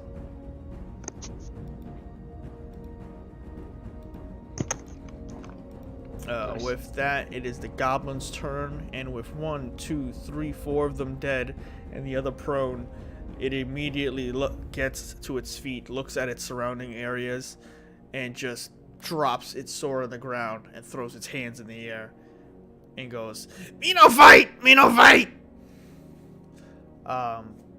The bugbears are not basically paying attention to that. As battle ensues, this bugbear over here is gonna rush forward and help his ally. He's going to rush towards you, Vondel. Make a Morningstar attack for a 10. I don't think that hits you. No. So you easily parry that Morningstar away into the ground. The bugbear is frustrated. This one all the way here is not going to run into the chaos of everybody, so he decides to pursue 5, 10, 15, 20. He'll make his attack towards you. Okay. Or actually, no. 5, 10, 15, 20, 25, 30. He's going to rush through and make for this high ground. Once he gets there, he turns around and goes, "We are surrounded! We must flee!" And he pulls out a javelin and chucks it towards Vondel. That is definitely not going to hit for an 11. As he chucks this one towards you, you already see him running. The motion is too obvious and blatant. You sidestep it easily while maintaining your guard on both bugbears. The final bugbear will make an attack towards Kazuto. God damn it!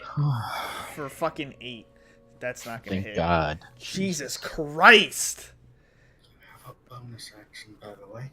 No, they don't. Well, Kazuto does. Oh, he does, yes. Yes. But with that, Check your character sheet. yeah, with that, Remember. with that, Alton is going to go. He is going to mix, swirl, mix, and he's going to rush a little bit forward. Oh, I think he... Hold on. Let me make sure he does have it still. I don't want to be throwing the wrong potion.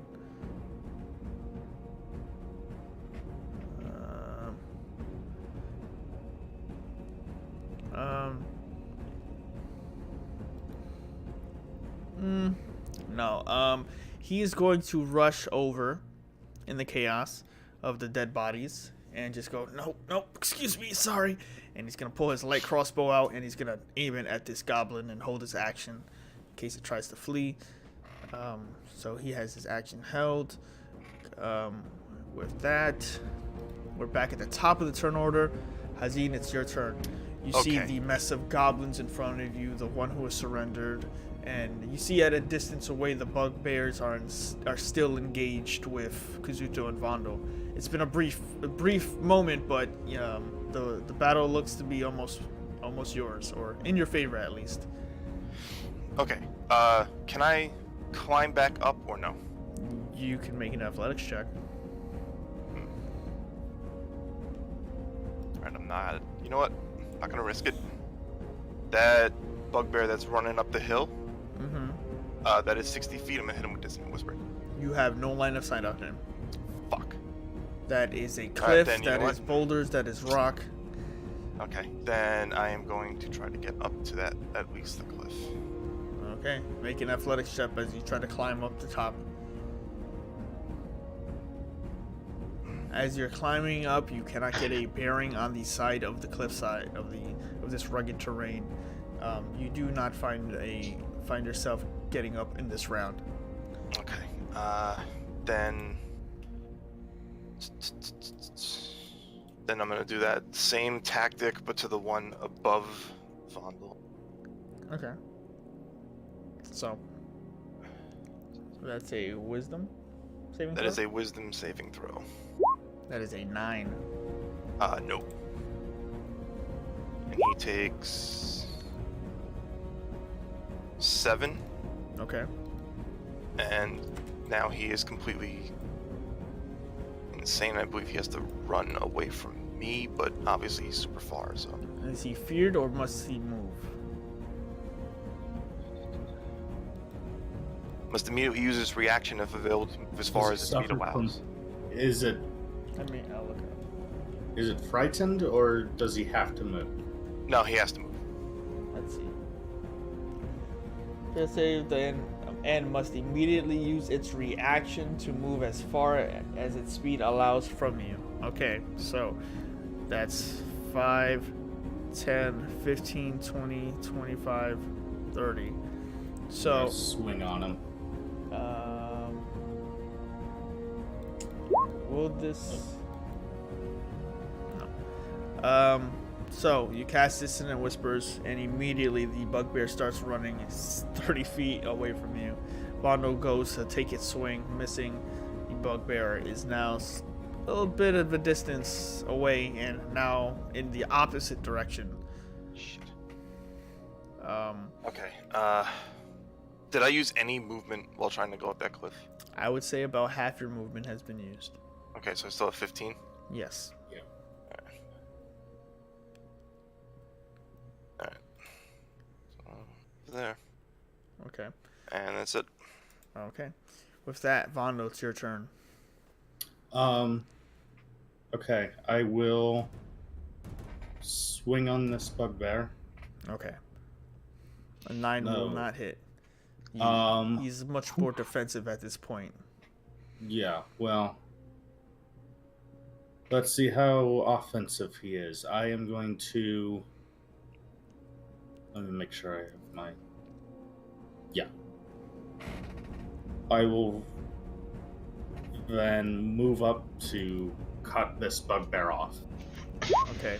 As you try to flee, the bugbear, who has been frayed by all of you now, is swinging wildly with haymakers. He rolls a 21 to hit, and you take 10 points of piercing damage as the mace gets you in your arm as you try to pursue the other bugbear.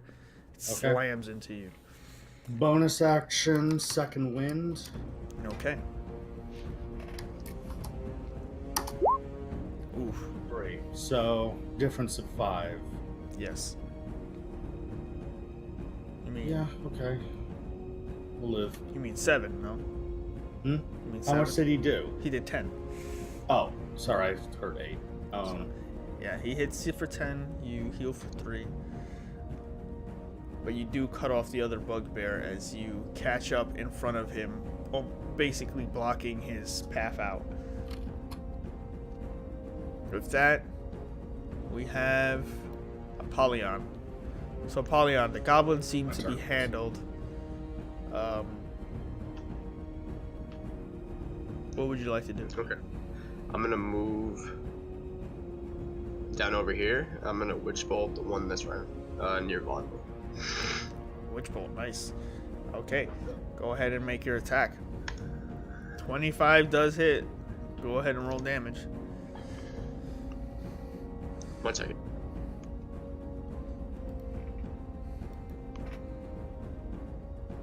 Cast at what level? What, 2, right? You don't have second level spells yet. No?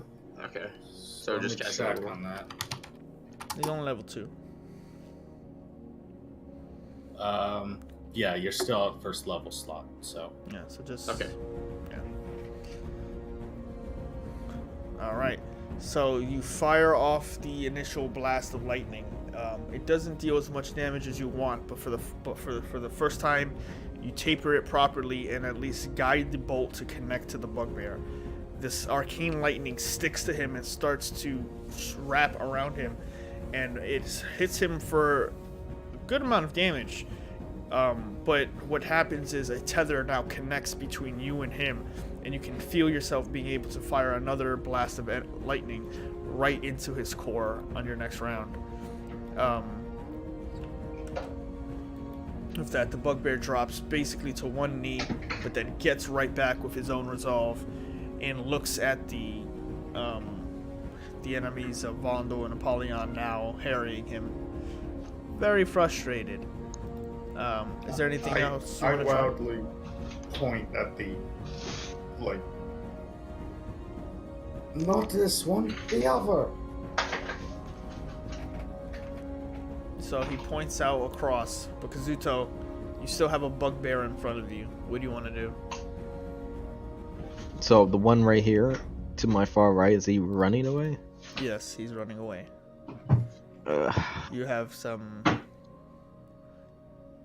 he's in range, but you're also within melee with another combatant still. You have a bugbear still in front of you, sweating and bleeding, but still ready to fight.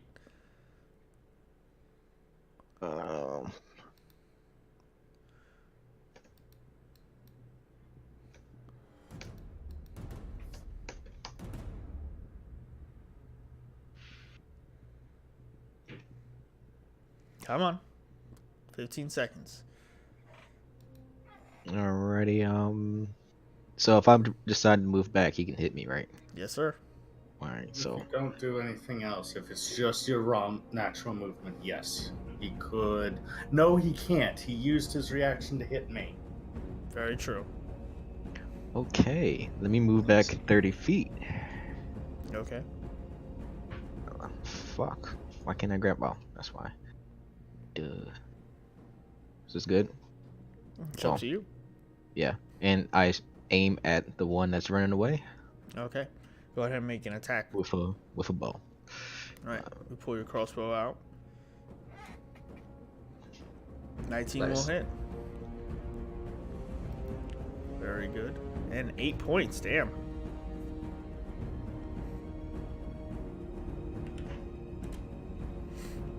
As you fire off the crossbow, it impales itself into the bottom leg of this bugbear, right into the right thigh. It sinks in and he collapses to the ground momentarily, using that momentum to continue, however, push himself forward.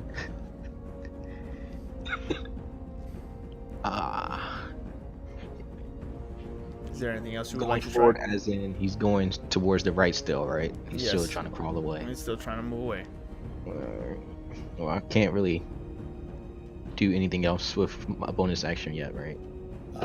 So to help you out, you have a bonus action that you can use as a second wind, and that will give you some more health back. You have an action surge, which gives you a main action, And you still have actually 15 feet of movement. So you can still. So I can use I can use my bonus action for So- action surge to hit him again. Yes. This action to action surge. Action surge is free. It's Yeah. taking a second action on your turn. All right. So Um, I'll do the action surge, Okay. and the bonus action will be a second win, right? Right. Yes. Okay, so I'll do that. I'll hit him with a crossbow again All right. So at his right leg. if you wish. Yeah. So you use your action surge, you get the adrenaline, you immediately reload the crossbow faster than anyone you've ever seen do it. You take aim, go ahead and make another shot. All right. 25 will hit Nice. for another 5 points of damage. Nice. And I would like to use my bonus action for second wind. Okay. So go ahead. 1d10 plus 2. Yeah. So slash R 1d10 plus 2, and that's how many hit points you will heal for. So as that happens, you fire off 2 crossbow shots, both impaling the leg. Damn! Dope. Nice. So you heal for 12 hit points. And with that, you fire off the shot, then you use that moment to still yourself. You maintain the advantage of having adrenaline, but you calm yourself, and the wounds and the wounds that were bleeding start to slow down to a stop, and you gather yourself again. With that, Snow's turn. He is going to move 5, 10, 15, 20. You will have just enough line of sight to catch the bugbear as he's going up. He is going to take his shot. Try not to kill everyone. That's a 24. Nice. Oh yeah, that is nice. Someone's dead. For 11 points of damage. The bugbear drops to, has been shot in the back of both of his thighs. He's crawling as if his pants were around his ankles, moving forward. And as that happens, you see his head immediately get thrown to the right, crash into the ground as an arrow is now protruding from his skull, and snow has connected into his temple, and this bugbear is dead.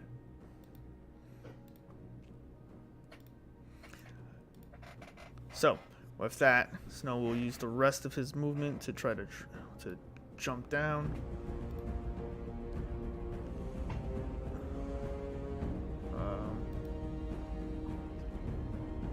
For the sake of it, he makes it. Too many characters to play. The goblin will remain in surrender mode. The bugbears remaining will look around at everyone. Shit. The bugbear in front of you, Vandal, is gonna try to NFL juke you and run for the end zone.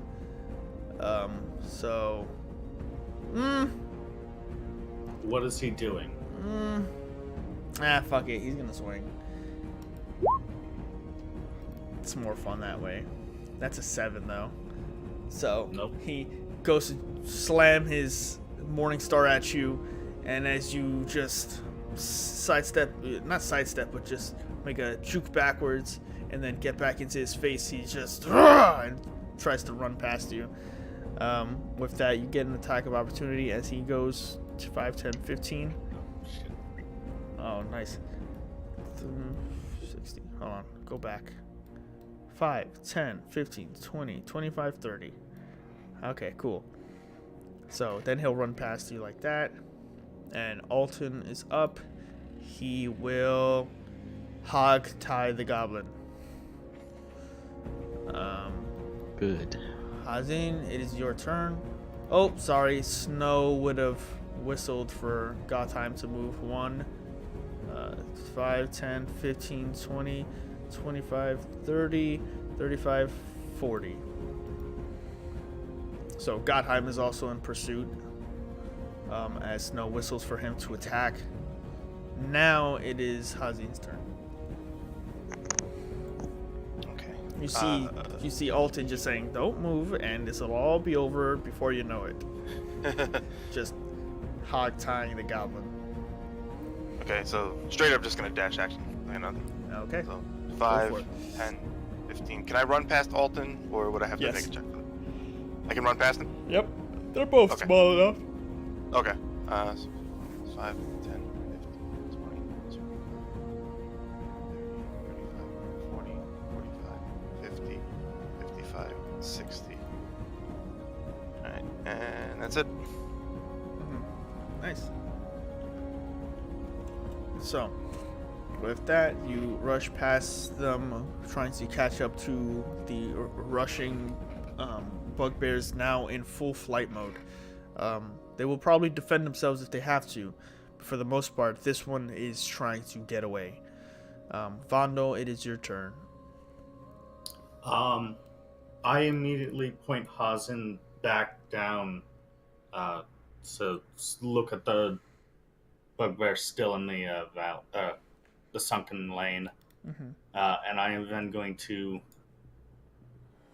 run up, get in front of again. Need this for something. I also nod in approval. I understand what you... I'm gonna swing again. Mm-hmm. Shit. Okay. Well, You rush forward and use your speed to get in front of him, but as you get in front of him, he's already defensive and smacks away the blade, just in fear, and is looking for another attempt to get past you once more. yep. Well, I'll work for it. Okay. With that being said, your turn over. Apollyon, you're up. You still have the beam connected to him, so while within range, you can still just cast the lightning. You don't have to make an attack. Yeah, I'm casting it again. Okay, so just go ahead and roll damage. Alright, how do I do it again? It's just it's click. slash roll. You could slash roll 1d12. Oh, Jesus. So, as he's running away, you see something everyone else can't see. You see a tether connected between your hands and the bugbear. You bring them forward, almost Palpatine style, and just unleash. And a torrent of lightning and electricity just start to pour through your body towards the creature. It travels almost 30 feet in a line, homing on the bugbear. And right before it raises its arm down, it has its morning star high up in the air, ready to crush down on Vandal's stoic, unafraid, unflinching face, until the back of the bugbear explodes, and immediately it coughs up a mist of blood right into your face, Vandal, and falls on top of you. You easily just allow it to fall without touching you by just moving to the side, because that is gross. It's that RA2 Leon Yeah. push animation. The shoulder. That's the hot thing right now. Yeah, shoulder roll. Like, fuck off. But you see the back of the bugbear, and there are no innards. You just see a scorched, now smoking, black charred husk that was that bugbear. And Apollyon, it is immediately killed, and you now lose your tether to that bugbear. We now have, you still have some movement if you want.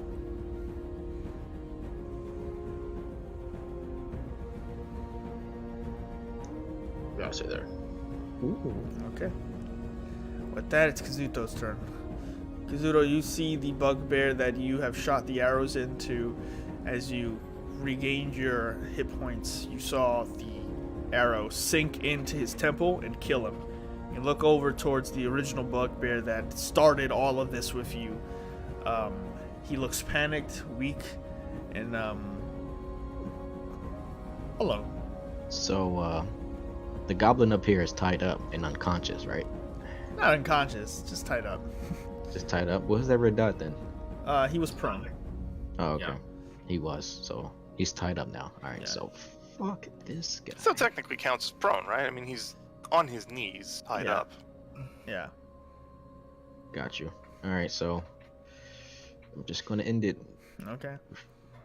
Pull your pistol out. Crossbow. Nah. Crossbow to the head. Okay. Pull your crossbow. You knock another bolt. Go ahead and roll the attack. Jesus Christ. Jesus. He has 6 hit points. So you fire off. You fire off this shot at this bugbear. You get him right in the brain. It hits him in the brain, but he doesn't die. But he goes stupid. The bugbear that was talking before. You will all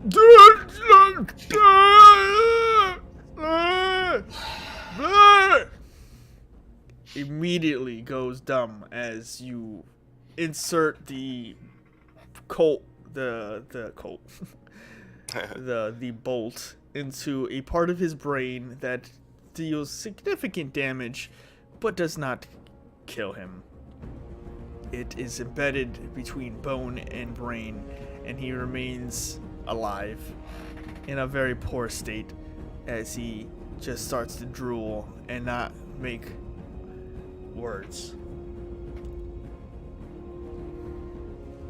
So, with that, Snow will teeter over, looking at the events of the day,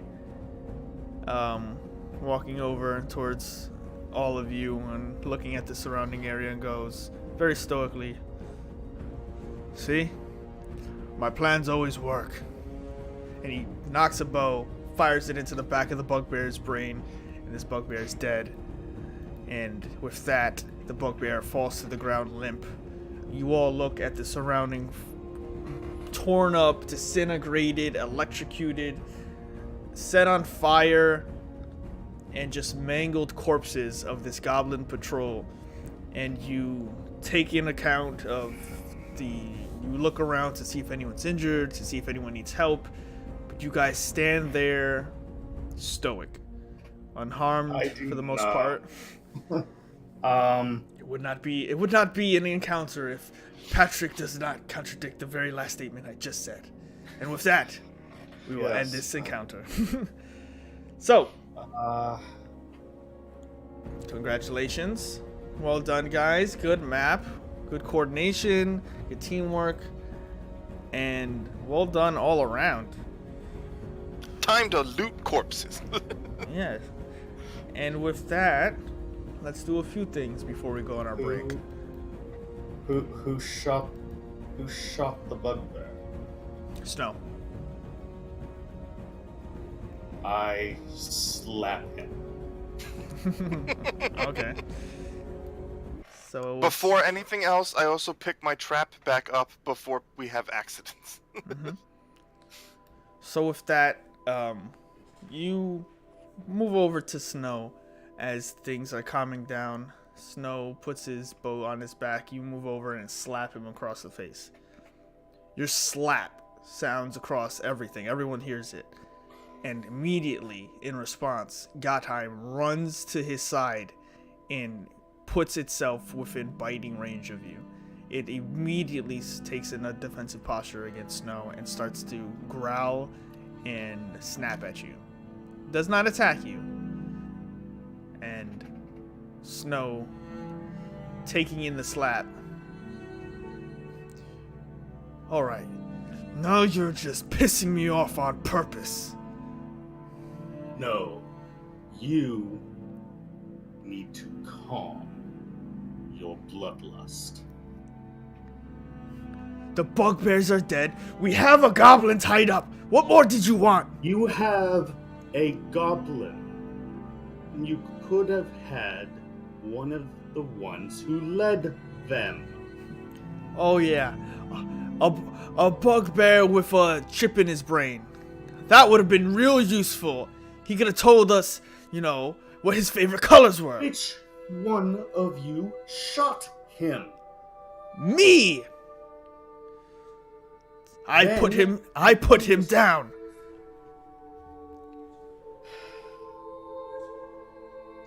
Enough. It was your glorious... Enough. Let's find Oh, out. Let's find out what we can from the goblin, and that's it. What happened, happened. That's it. Snow just stares and Risk lives for little. Think next time.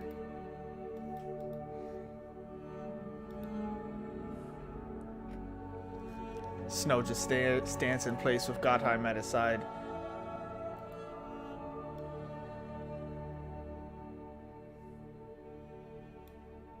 While that's going on, I'm ransacking one of the bugbear corpses for anything I can. I'm gonna stand next to the goblin with Alton. Apollyon, figure out what it knows. And please let it be much. Does not be a complete On it. waste. On it. With that, the Alton is just has it tied in a very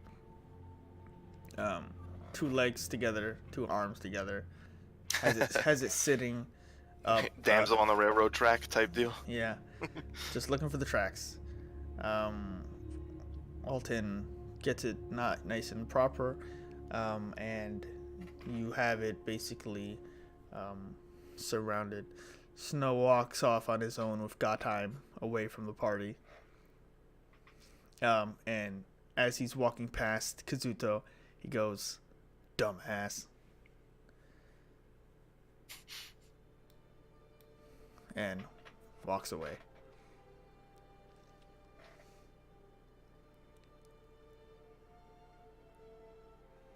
So, with that, you guys have the goblin in tow. You have questions you want to ask before we go on break. No.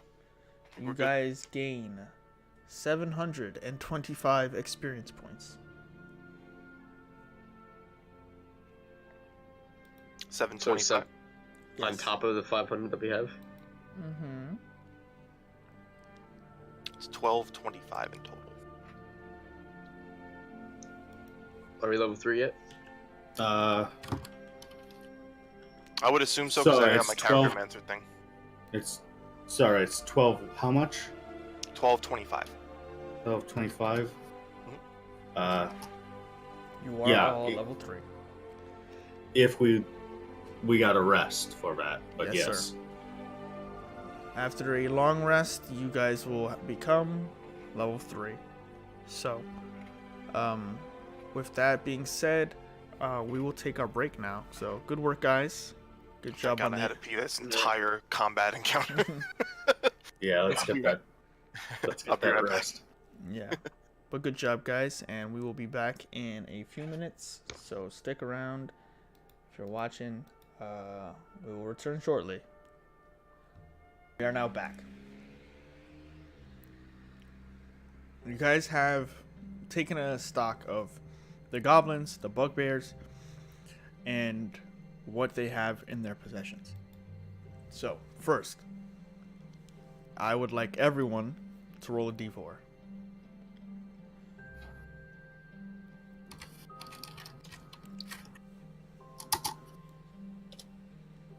Woo! Tom, why are we cursed? I don't know. I mean, in fairness, that was a 25% chance to happen. Yeah. So, It's The earth okay. tremor wasn't, though. Anyway, with that, you guys gain. We have 4. We have a 3. We have someone missing. Oh, that's right. I keep forgetting that. I'm like waiting for more people to roll, and I'm like, that's everybody today. So 5, 6, 7, 8, 9.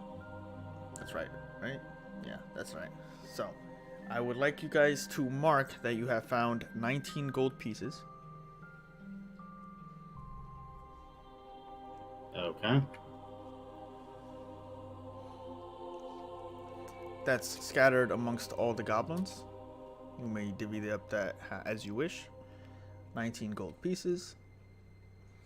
You find among the bugbears 3 morning stars.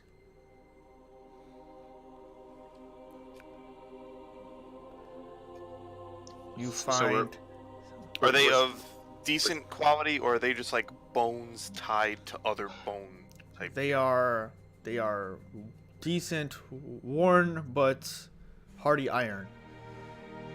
Okay. Are we splitting the gold 6 ways? I would say you guys could split it however way you wish. Someone is free to take my gold as well.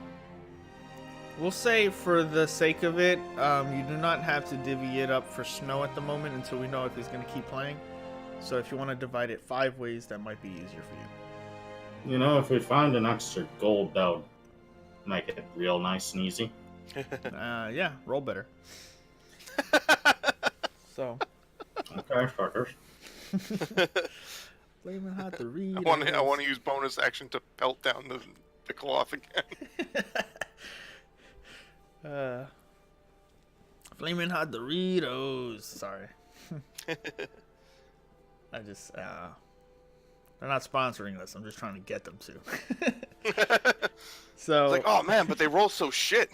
Yeah. we would sponsor them if they rolled better. Yeah, that's exactly it. Not the viewership. Anyway, with that, you find 3 morning stars. You find amongst all the goblins 15 arrows.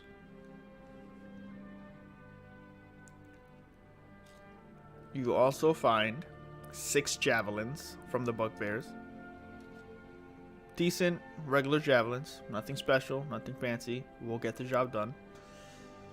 That's 6 javelins. Fighters, be aware that you can definitely use them, Kazuto included. And tucked in to the pouch of one of these goblins, he has his own stash, it would seem. His own pocket pouch full of things.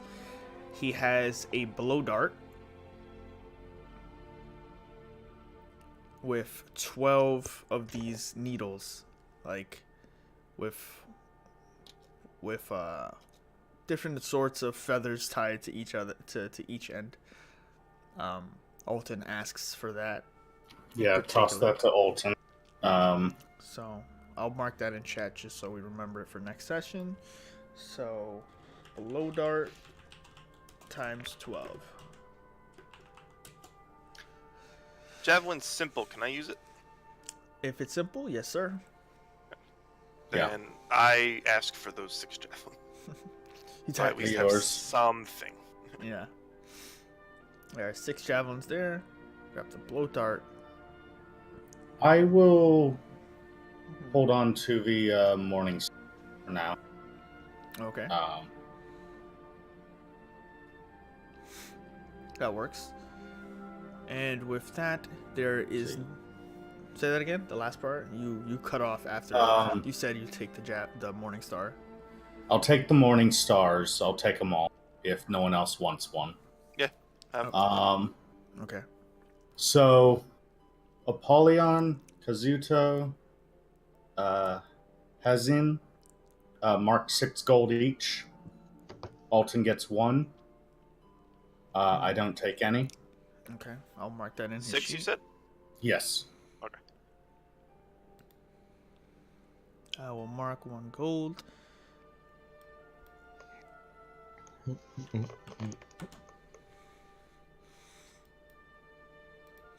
And with that, you guys have gathered what you have from these goblins. They don't have much food on them. They're just simple jerkies. Enough for maybe 2 rations. If sorted well. And some simple weapons, cloth, and rocks that they probably deemed as precious, but are just simple rocks. And you guys find that it's probably best to not interrogate the goblin here. Hopefully. That's what you guys decide. Oh, it was 15 arrows, but no crossbow bolts, right? Right. Okay. 15 arrows. They also do have an assortment of short bows, if you so wish.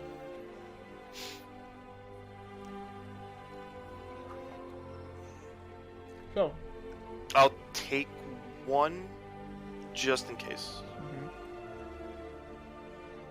Yeah, so I'll take a short bow just in case. If I do want to replace it for a crossbow though. But yeah, I will gladly take one of these crude ass short bows.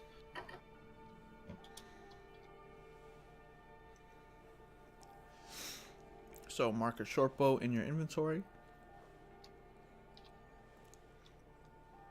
Also, you can find the range also in the compendium. You can also just in the compendium drag and drop a short bow, and it will stat it properly. Yeah, I did that with the javelins. Does it automatically add it to the inventory, like in terms of weight and stuff, or just for damage? I think oh, no, if it's a compendium, it should add it.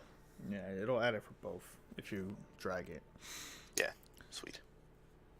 And with that, you guys gather your things, look around the surrounding, and make your way back to your encampment with Goblin in tow.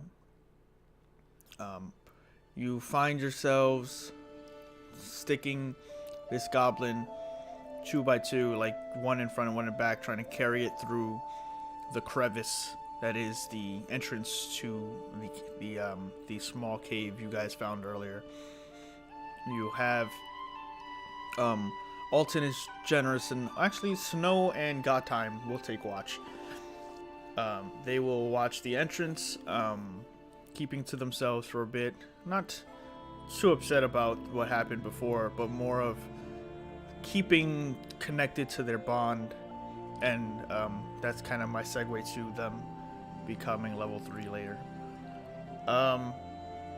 You guys drop your things, you put the Goblin in the corner, and you guys now have the time to take a breath, gather information, figure out what you want to do. Take it from there.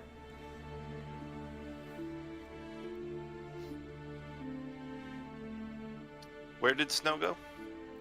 He's keeping watch. He's keeping watch outside. Okay.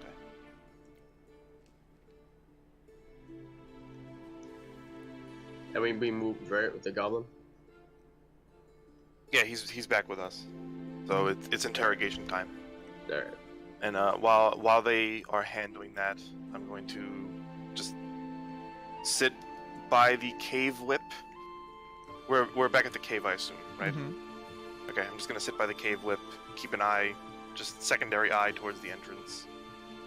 Just, start cleaning and repairing all my tools and stuff.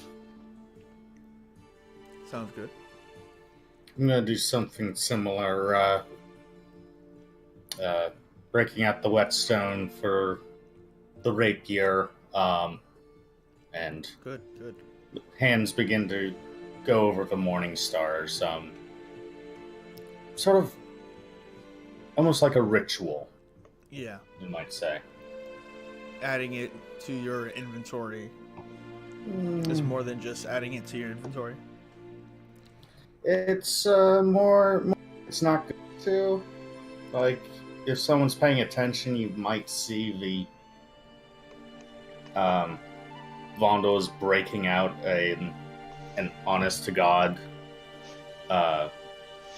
like wizard spellcaster's component pouch, and I'm applying things to the metal of the morning stars and the rapier. There's a little bit of sort of like a rusting slowly happening, but that's slow. Yeah. But I'm busy. While everyone's doing that, I'll start the interrogation. Okay. The Goblin is at the back part of the entrance. Small cave. Everyone's kind of like got maybe about 5-10 feet of room before they brush into someone else. But you have the Goblin, and it looks around, defeated, testy at the very least, but silent and eyes to the ground, like a child who is pouting after being put in timeout. How would you like to proceed? Apollyon is gonna walk over to him and kneel down. Okay. I'm It gonna- looks up towards you cautiously. Do you know of Gundren?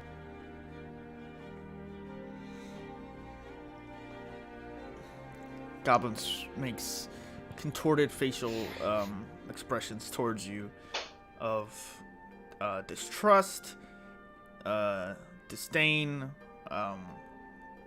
and does not respond to the question verbally. I look over to him, Fortuna out as I'm cleaning her blade. I look at the goblin, I'm like, he's asking about the dwarf. I want to make sure he sees me cleaning the blade, though. Okay. If you want, you can try to intimidate him. Alright. Oh, yeah. 10's good. The goblin looks up at you, Apollyon, and gives a begrudging nod.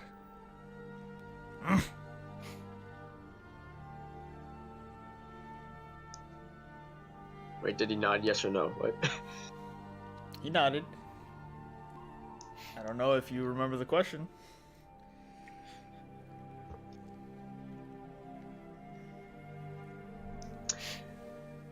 He knows about the dwarf. Are they still keeping him at the castle?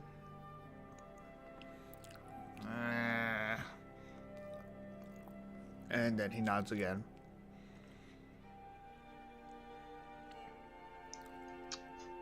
How many of your men are in the castle? He looks up at you and he goes,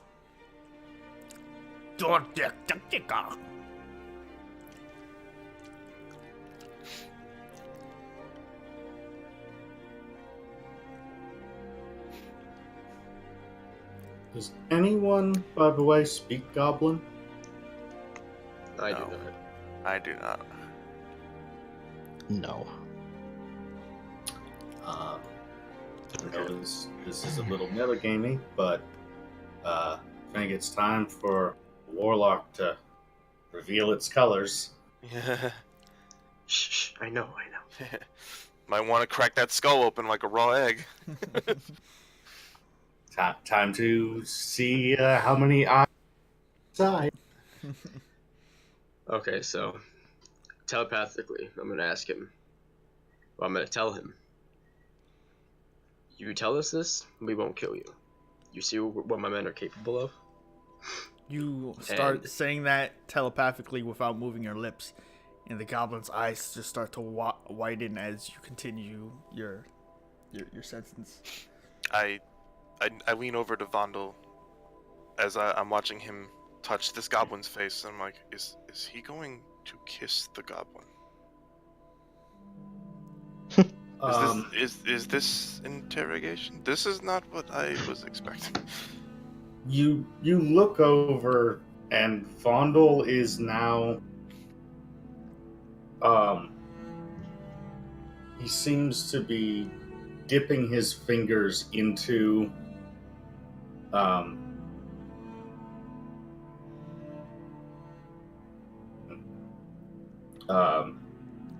like a simple tattoo across his wrists and the back of his hands.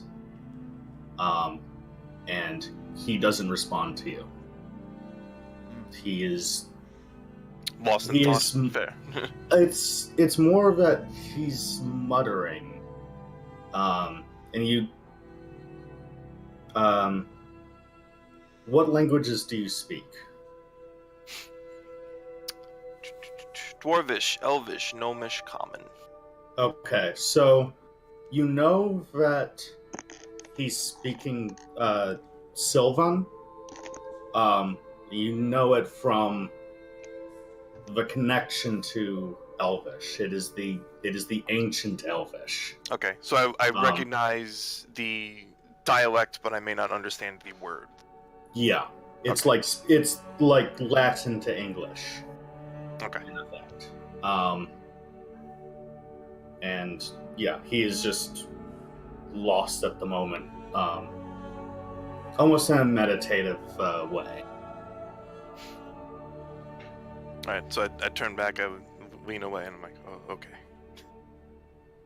Everyone wants to be silent, and I continue to just clean Fortuna fucking vigorously. In the background, it's just like any just tiny speck means I'm going to literally clean the whole thing over again. just constantly just staring off at the goblin's conversation with Apollyon. You just start going, just rubbing the blade in the background as Apollyon's hand touches the face of the goblin, and you connect your minds and just continue your sentence. The more you screech the blade, there's suddenly there's a whetstone that just slides across the ground and taps against your boot. I give him a approving nod, thank you bow, and also proceed to use that, but then also clean her again. Mm-hmm. So Apollyon, why don't you continue your conversation? I forgot where I was at, so I'm going to start over. Mm-hmm. But telepathically, I'm going to communicate. I'm going to tell him. Tell us what we need to know. You know my men are capable of taking your men out. We won't kill you. If you just tell us where Gundren is, you know who he is. How to get inside the castle. Silently. So that we don't alert the other guards.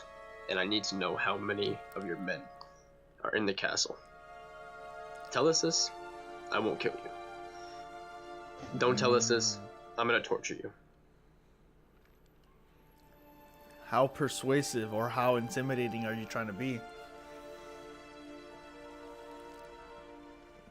Persuasion or intimidation? Your choice. Intimidation. 9.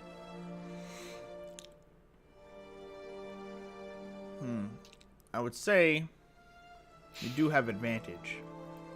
He So also allow you still to has work my that bardic inspiration. No, it's been 10 minutes. More than 10 minutes. Ah, damn it. Advantage, you said? Yes, you may roll again. We'll say the 16. So, words do not come out audibly through your mouth. They are imparted as you connect with the goblin. And as you're starting to have the dialogue, you hear its thoughts, you hear its voice in its head, replying back when you finish.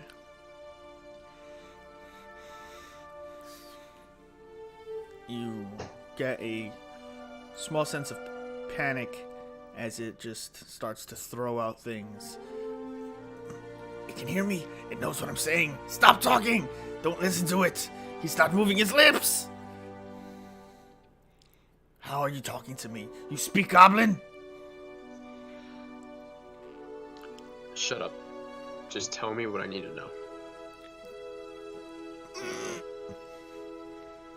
As it keeps its mouth puckered, its thoughts start going sporadically. No, no, no, no, no, no, no, can't hear me. No, no, no, no, no, no, can't hear me. No, no, no, no, no, no, no, no, no, no, no, no, no. I'm gonna pull my dagger out and put it up against his neck. Oh, there's lots of goblins. Tons of goblins. Lots of them. 10, 100, 4. What comes after 6? 7. That's more than 7.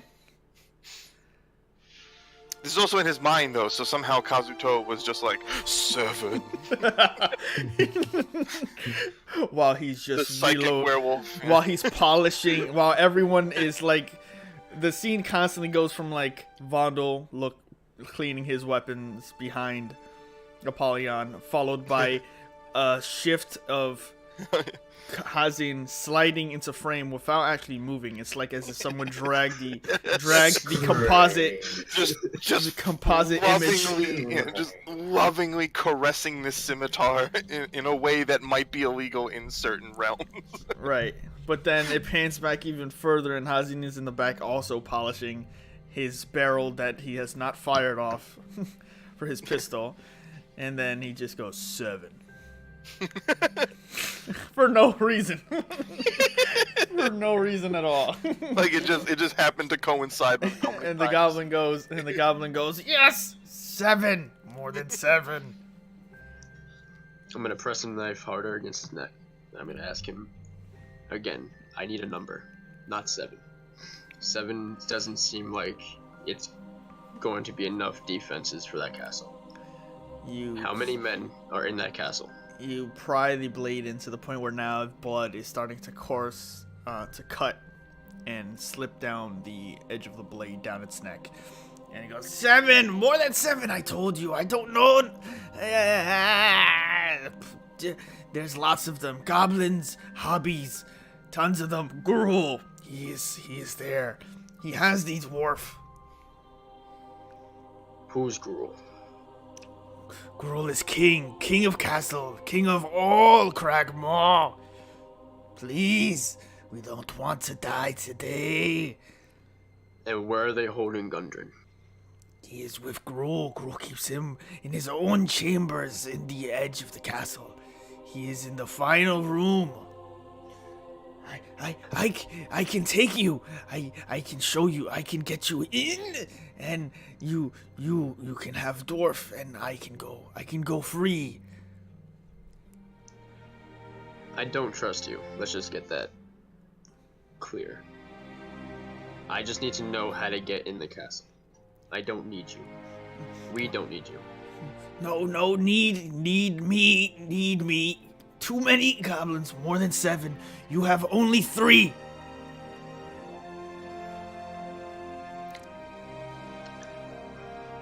How do we know that we can trust you? You read my mind. You see, I'm not lying. Okay. I'm gonna lower the blade. Mm-hmm. And I'm gonna stand up. I'm gonna turn over to Vondel, and I'm gonna gesture for him to come towards.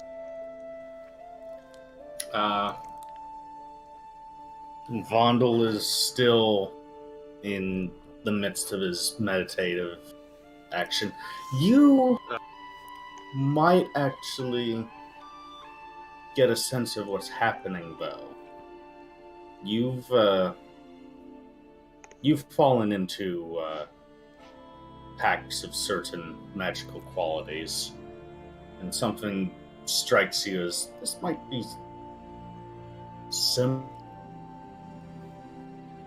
Cut out. You feel the magical tethers, or however you experience magic. You understand that that's happening near you. Okay, alright. But Vondel is currently lost to the... Okay, who's in the cave with me, by the way? I forgot who. It's me, Vondel, but Vondel is in mid-meditation at the moment, and Kazuto in the back. And Alton? Alton's around, unless he's with Snow. Alton is literally like Liam Neeson, or no. Imagine a surgeon who just has like unfolding the rack of knives. Think Dexter from the show Dexter. When he opens up his knife kit, and it is just an assortment of like little vials, and there's little pieces of leaves like strapped in, and he has the blow dart on the side nice and neat and cleaned already, and he is now fashioning the darts that were in the pouch that he got from the goblin, and he is now lining a different potion on each of those darts.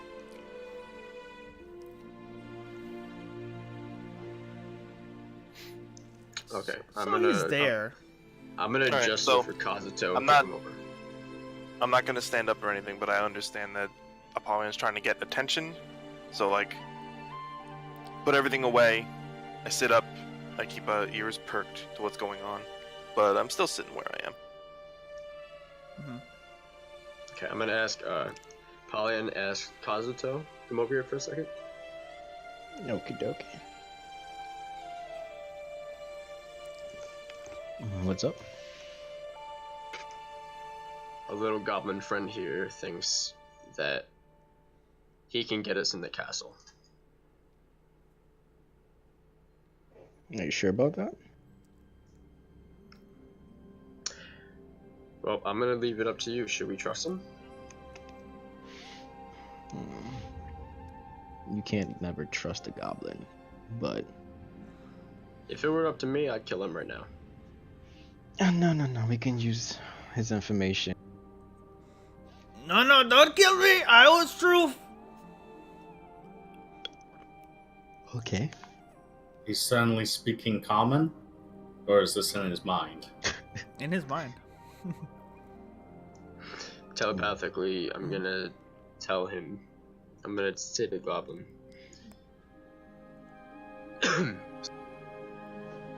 I'm gonna say to the goblin. Again, you have one slip up, and we will kill you. Of course. I tell truth. Get you in. You take dwarf. I live.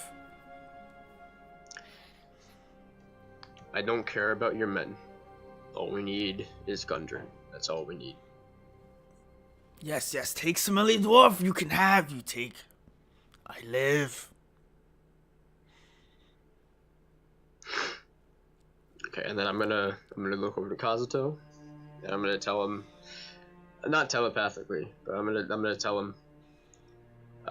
He says he can get his Gundren. In and out. No blood spilled. We lose no men, and that's it. Wait a second. How is he planning on doing this? Is the dwarf out in the open? Did we somehow gather the greatest of goblins? I'm gonna look back over to the goblin and communicate telepathically again. I'm gonna ask him what his plan is. Oh, easy, all time. So easy. We go in to secret entrance to castle. Then we sneaky go into Gruul's throne room. Wow, that hurt my throat. Wow. That hurt so much. Fuck Matt Mercer. Fuck that guy. Oh man, that hurt. Is Gruul gonna be a problem? Yes, Gruul be a problem. But if we smart and sneaky enough, we can get in, take the dwarf, and get out. So good. I am smartest goblin in the world. Okay.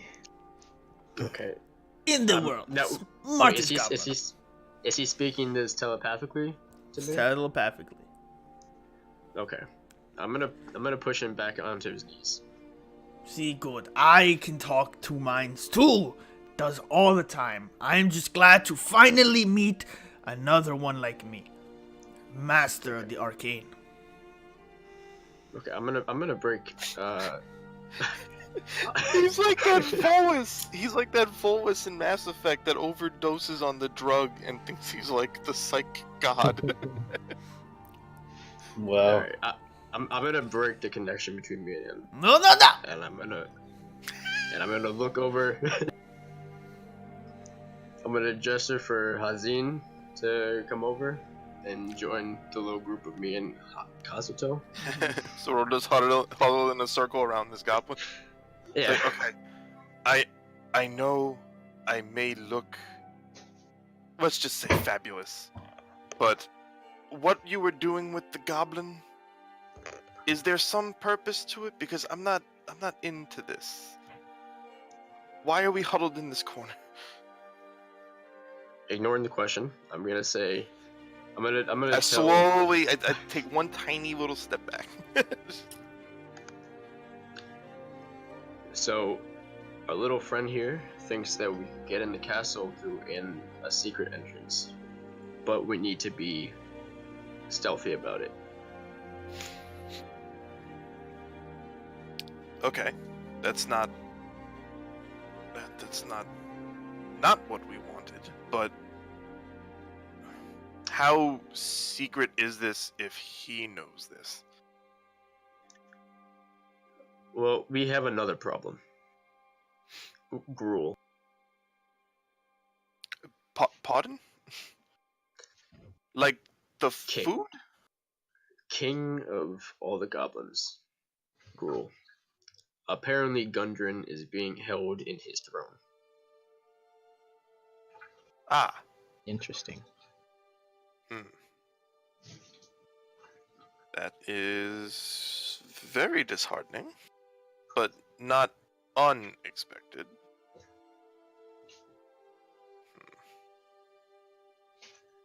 So, we have ourselves in a little situation here.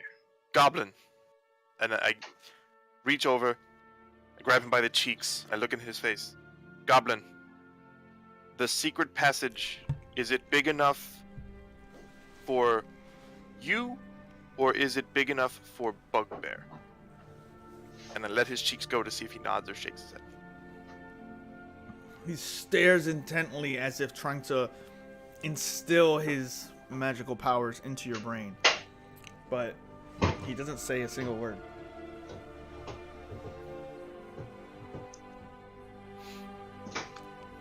Wow. I'm gonna. Dude, I'm gonna. do I need to be more intimate with you? Like, I put my forehead against his and I'm like, Goblin friend, size of the passage, is it big enough for only you? Or is it big enough for Bugbear? You just hear And then I slowly let I'm gonna pull Hazin up and tell him, "Don't make yourself look like a fool." And I'm gonna look back to the goblin. Says the person who was making out with the goblin 5 seconds ago. Fine. I'm going to go back over there and wonder what exactly the pale man and his new goblin boyfriend are going to do in the back of the cave. I'm gonna look back at the goblin, and I'm gonna telepathically ask him, or tell him to answer my friend's question. As As you he's talking to the goblin. reconnect to the goblin, you just hear, "He's not my boyfriend, he is just a friend, and I will get us all safely into the castle and back out. Unless Gruul kills all of you, and then which you are all dead, and I am still alive." Now, I'm not begins his going talking, to take comprehend language, but why is the goblin suddenly Frenchish? Because that's how I develop shit. Because it looks like he might live after all. I am the smartest goblin in all of the 7 kingdoms, and I, with the power of the arcane, will show you the way. Talking with words is just so mundane now that I have my own friend right here who knows exactly who I am. As Apollyon is talking to him, I'm mage handing a giant finger behind it. You didn't hear any of that.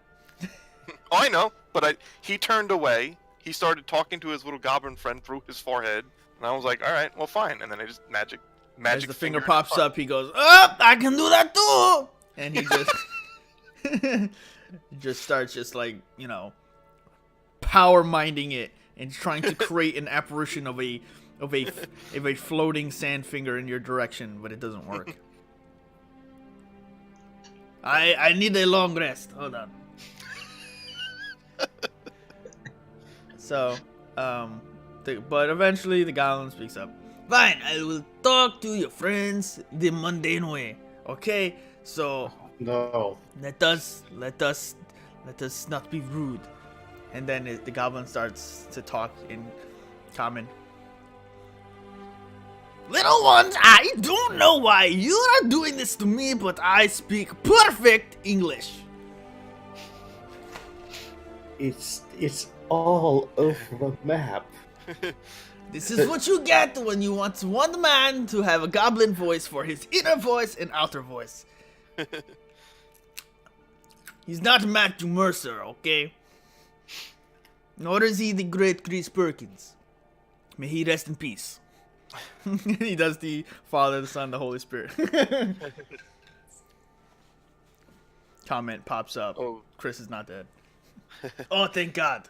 I heard he retired. Oh, good. Anyway. We have the one who's mentally damaged. Yeah, I break the fourth wall. Good for comedy. Maybe we should have taken the bugbear with the arrow in his brain. You don't say.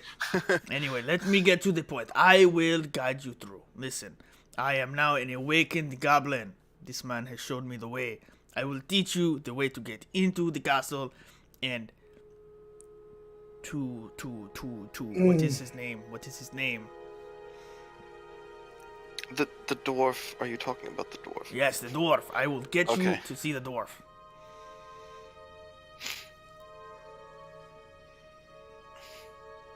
I guess it's a step in the right direction, right? Yes. Now come, let us go. So this He tries to this passage, get up, but he's tied up, and he's like, God damn it.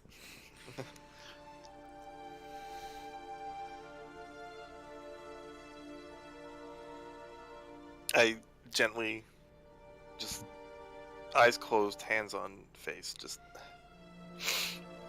All right. Okay. What? You know what?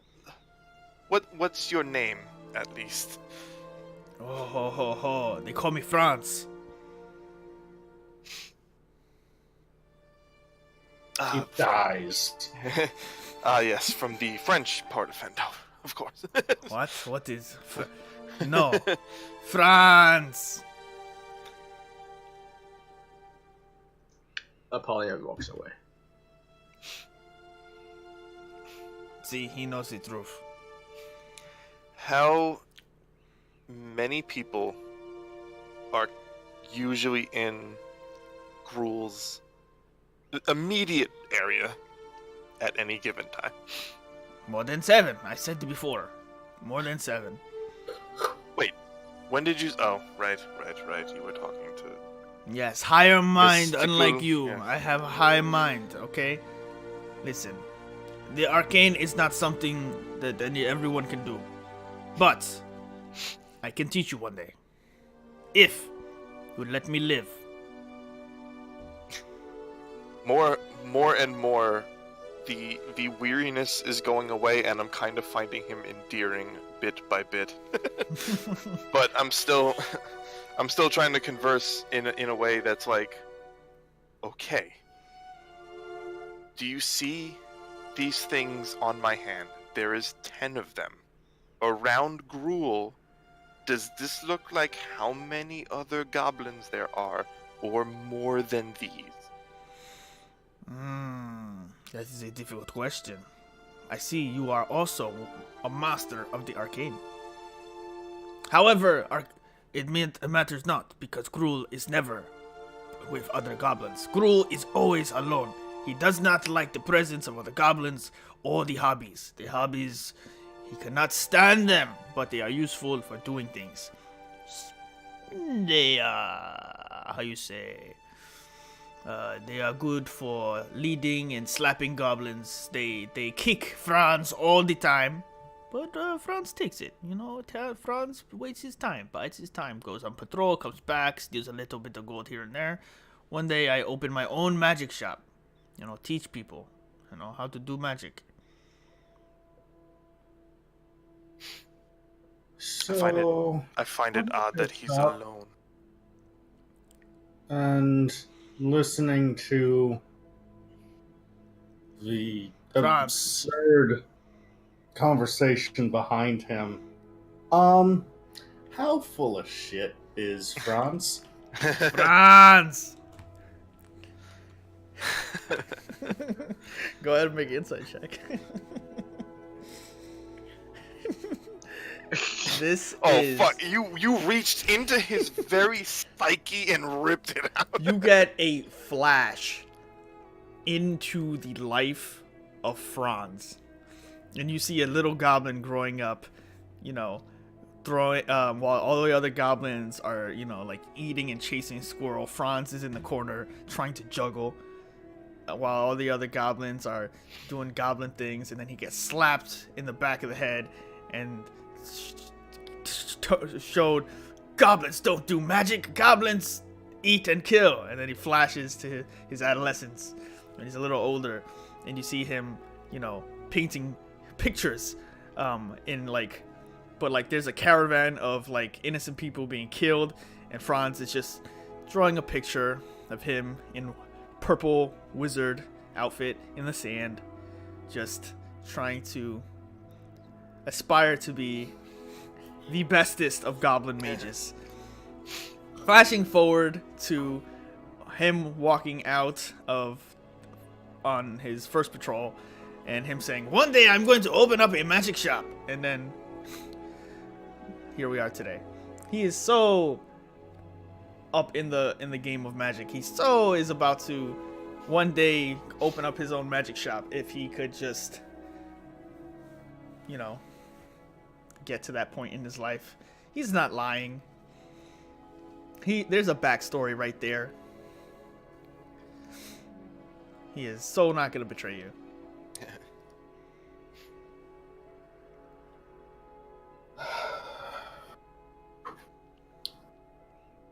Is there anything else you want to know, though? Because you did roll a natural 20. His favorite color is purple.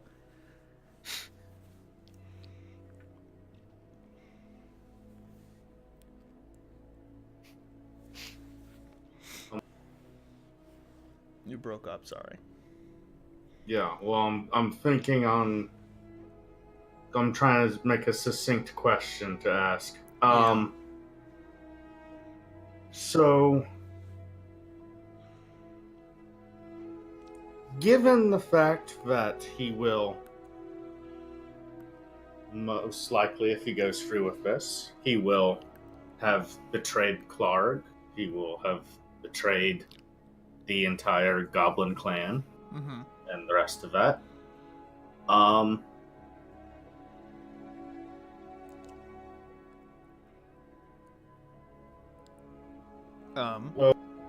Was this his best plan? Or is this his first quick plan of, oh yeah, we just walk in?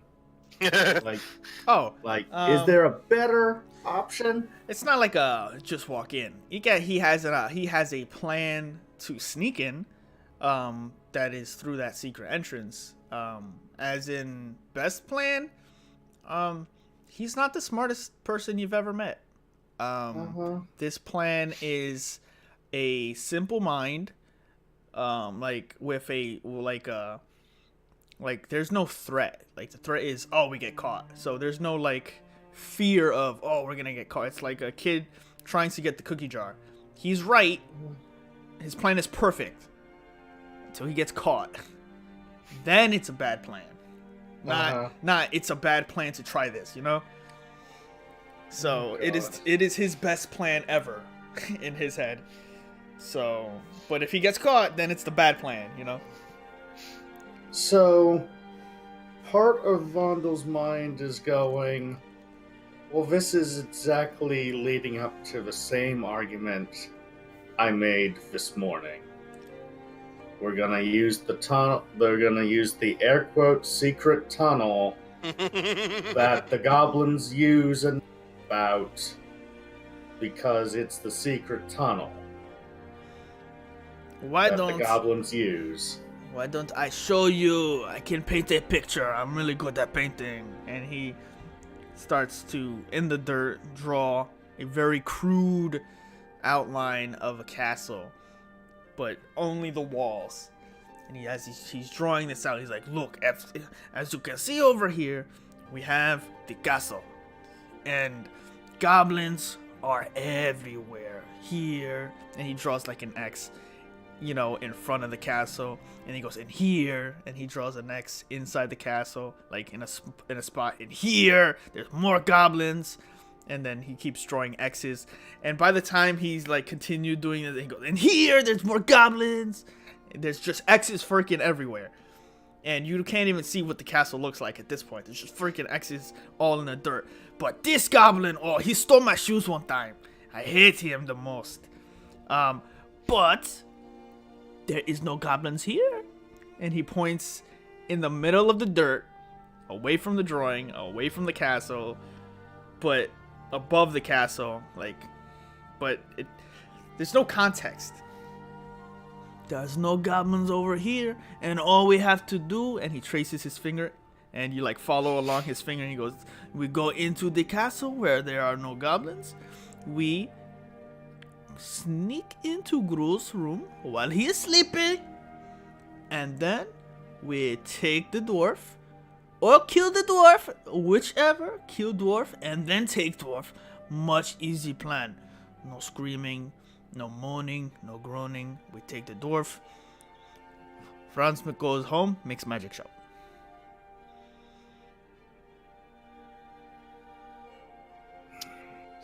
So Best plan. always have Snow scout this area, and I point down to where the crude sand drawing has no X's.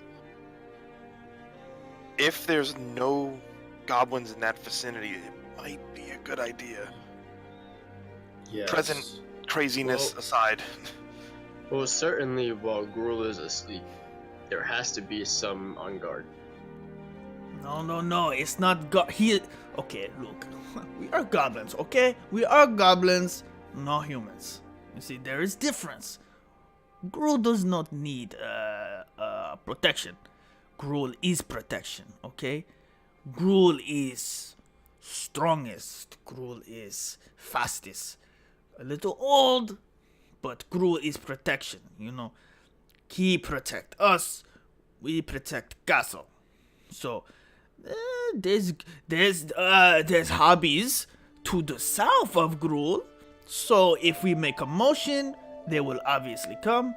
But we will not make a motion, right? We don't need to make a motion. We don't make a motion, we get dwarf. We get dwarf, we get out. We get out, Franz goes home, makes magic shop. Actually, now that this is brought up, is Gruul a goblin? Or is Gruul one of those big ones that was forcing you around when we first captured you? Gruul is bugbear, yes. Gruul is big bugbear, much thicker, now yellow hair, is brown, is strong.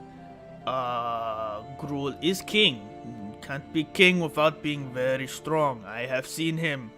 And just so you know, with other bugbears dead, that was the last of them. Gruul is only bugbear remaining in Cragmore Castle. All that is left is goblins and hobbies.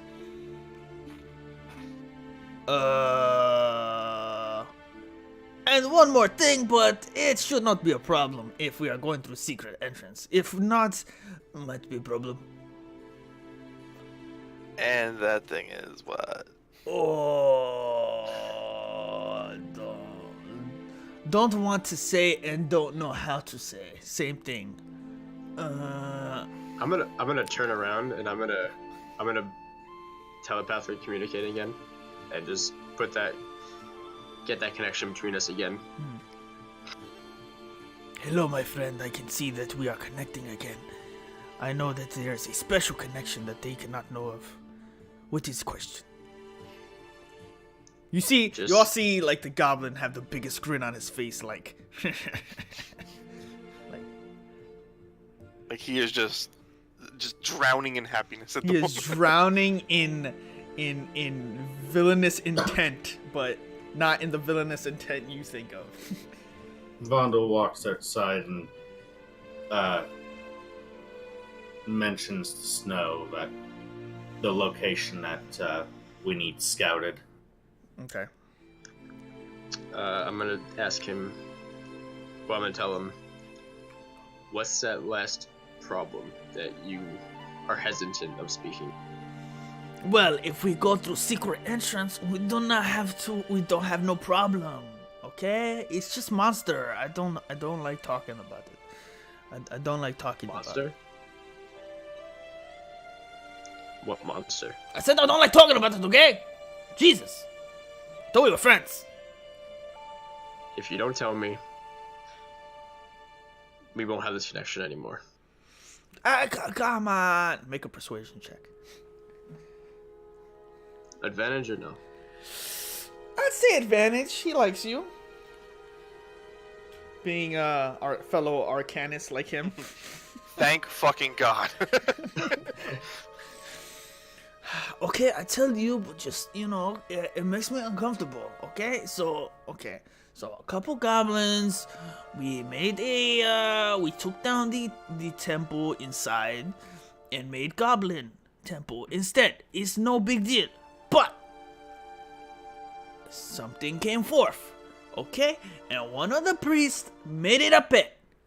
I don't know why, because it kills goblins, it kills hobbies, anything it doesn't like. Okay, so it's in its own area away from secret entrance that we don't have to go to. But if we go through the front, we probably gonna have to go through there. See? Is Franz- this creature an Franz owlbear? Helper. You see the owlbear? Is the creature an owlbear? No, the creature's not an owlbear, but you've seen the owlbear? We have been looking for her for days. Gru was Don't worry so about it. angry. Franz left the gate open. So the owlbear escaped and now has been... We can't find him. Gru is so angry. But I said it was another goblin and Gru killed him instead. So it's fair. Okay, well, why don't you tell my friends here about this monster? Perhaps one of them has some sort of, I guess, intelligence Fine. or knowledge about. For you, my friend, I shall do this. We should rest up, prepare ourselves. This is going to be risky for all of you. Whoa, wait. Risky? No. Look, it's good plan, okay? A little dangerous, yes, but it's good plan. So Tell them about the creature. fine, okay, look, listen. The creature is it's like big worm. He's so moist. There's so much moisture on him. He's so wet and feel of the slime that comes from his mouth. And it's like, and his mouth is like this, and he has like 4 fingers. If you look at a hand, you put your pinky down, and now he has 4 fingers up, and he makes like a pincer, like as if a mouth with those now 4 fingers left. It's like this. It's like that. And Keith's just like pointing it at you. Goes, it's like this. It's like that. Can I make some sort of check to see if I've heard of this thing before? This, you guys could make a nature check if you've heard of a creature like this. Okay, alright, I'll take it. Okay. 15. There is no natural creature that you've heard like this. The slime, the 4 whatever parts of its mouth that snap in together. This definitely sounds unnatural, and as he's described, it came after they made the Goblin Temple. It's definitely not a natural creature to the material plane that you've heard of. I look over to Apollyon. Apollyon, I've never heard of this before. Have you heard of this before? Should I make a nature check? Make an Arcana check. Normal, right? Arcana, yes, normal roll. Fuck. You just as Hazin asks you that question, you think for a moment, You look down at Franz, who is literally just still pincering with his fingers and going, nom, nom, nom, nom. See, it eats, and then it poops where it eats, and it eats. And as you're, like, engaged in Franz's, Pictionary game of, not Pictionary, his miming of this creature, you just don't fucking know at all. I have not heard of this creature before. Perhaps it's a bigger issue than we think. Way bigger than the owlbear. Yeah, about the same, owlbear, whatever this thing is. It's mostly worm, but it's like worm, but with beak. Like a beak worm. A worm beak. Of course, it's more beaks. Ugh. Beaker worm, yeah, it's like a beaker worm.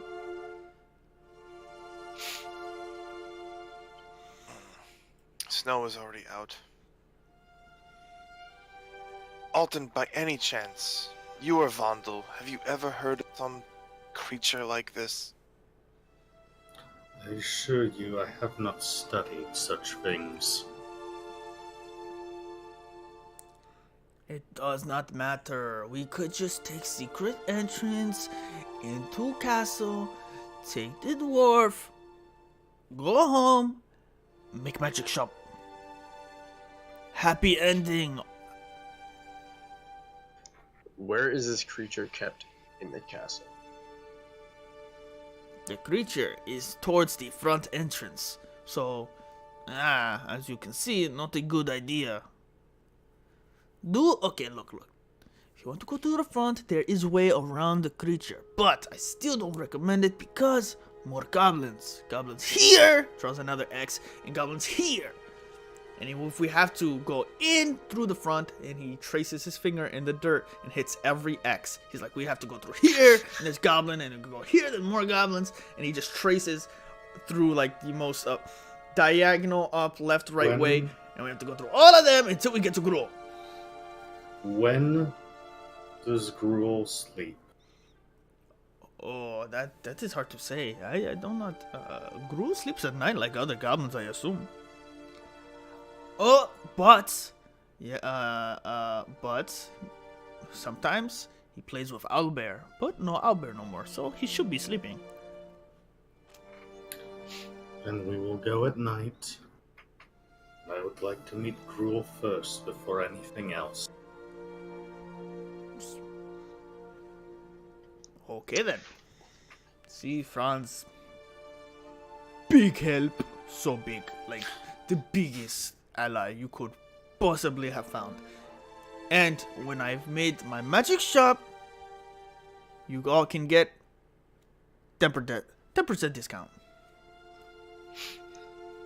I'm gonna walk towards a goblin one last time and telepathically I'm gonna assure him if you're not telling us everything that we need to know, this is not gonna go as planned, and you will die. No, Franz understands 100%, 200%. He understands 17%. We'll give you all answers you need, okay? If you have questions, I have answers. Just ask me. Ask me anything. We are friends now. By the way, his feet are still tied. Are his hands still too, or? No. Okay. You should all make what preparations you need to. Whatever prayers you have for your deities. We have time till tonight. I assume that's when we wish to go. Sooner would probably be better. Although we should wait for snow to come back first. Sounds good. Until then, Alton, tie him back up. But wait, come on! We were friends! But I forgive you! And with that, you tie Franz back up. You guys gather have finished much of your preparations. You are in agreement for most part the plan, and get a good night. Well, not a night, because it's actually like the afternoon. It's like 3 o'clock in the afternoon, really. So you get sleep, so that way at night, in the cover of darkness, you can sneak into Cragmaw Castle and hopefully retrieve Gundren Rockseek. As we're in rest mode before sleep actually happens, I'm trying to teach Franz Mage Hand. See, I don't get the part where, okay, so I just have to say... just constantly just making the hand in front of him. It's like, no, just keep... Okay. Imagine the hand in the Imagine, air. imagine the hand. Become one with the hand. Okay. I see it now. I see it.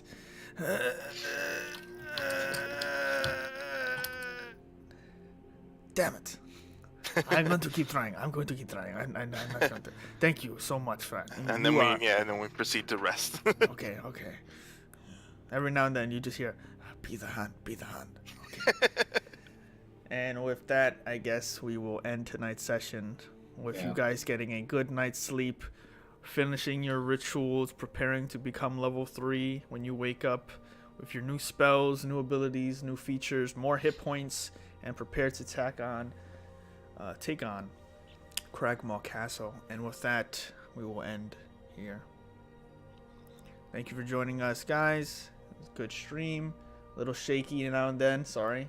But it was a good episode regardless. And thank you for watching. And if you're watching on YouTube, check out the description or other episodes we have watched. You have missed. And we'll see you in the next video. Take care.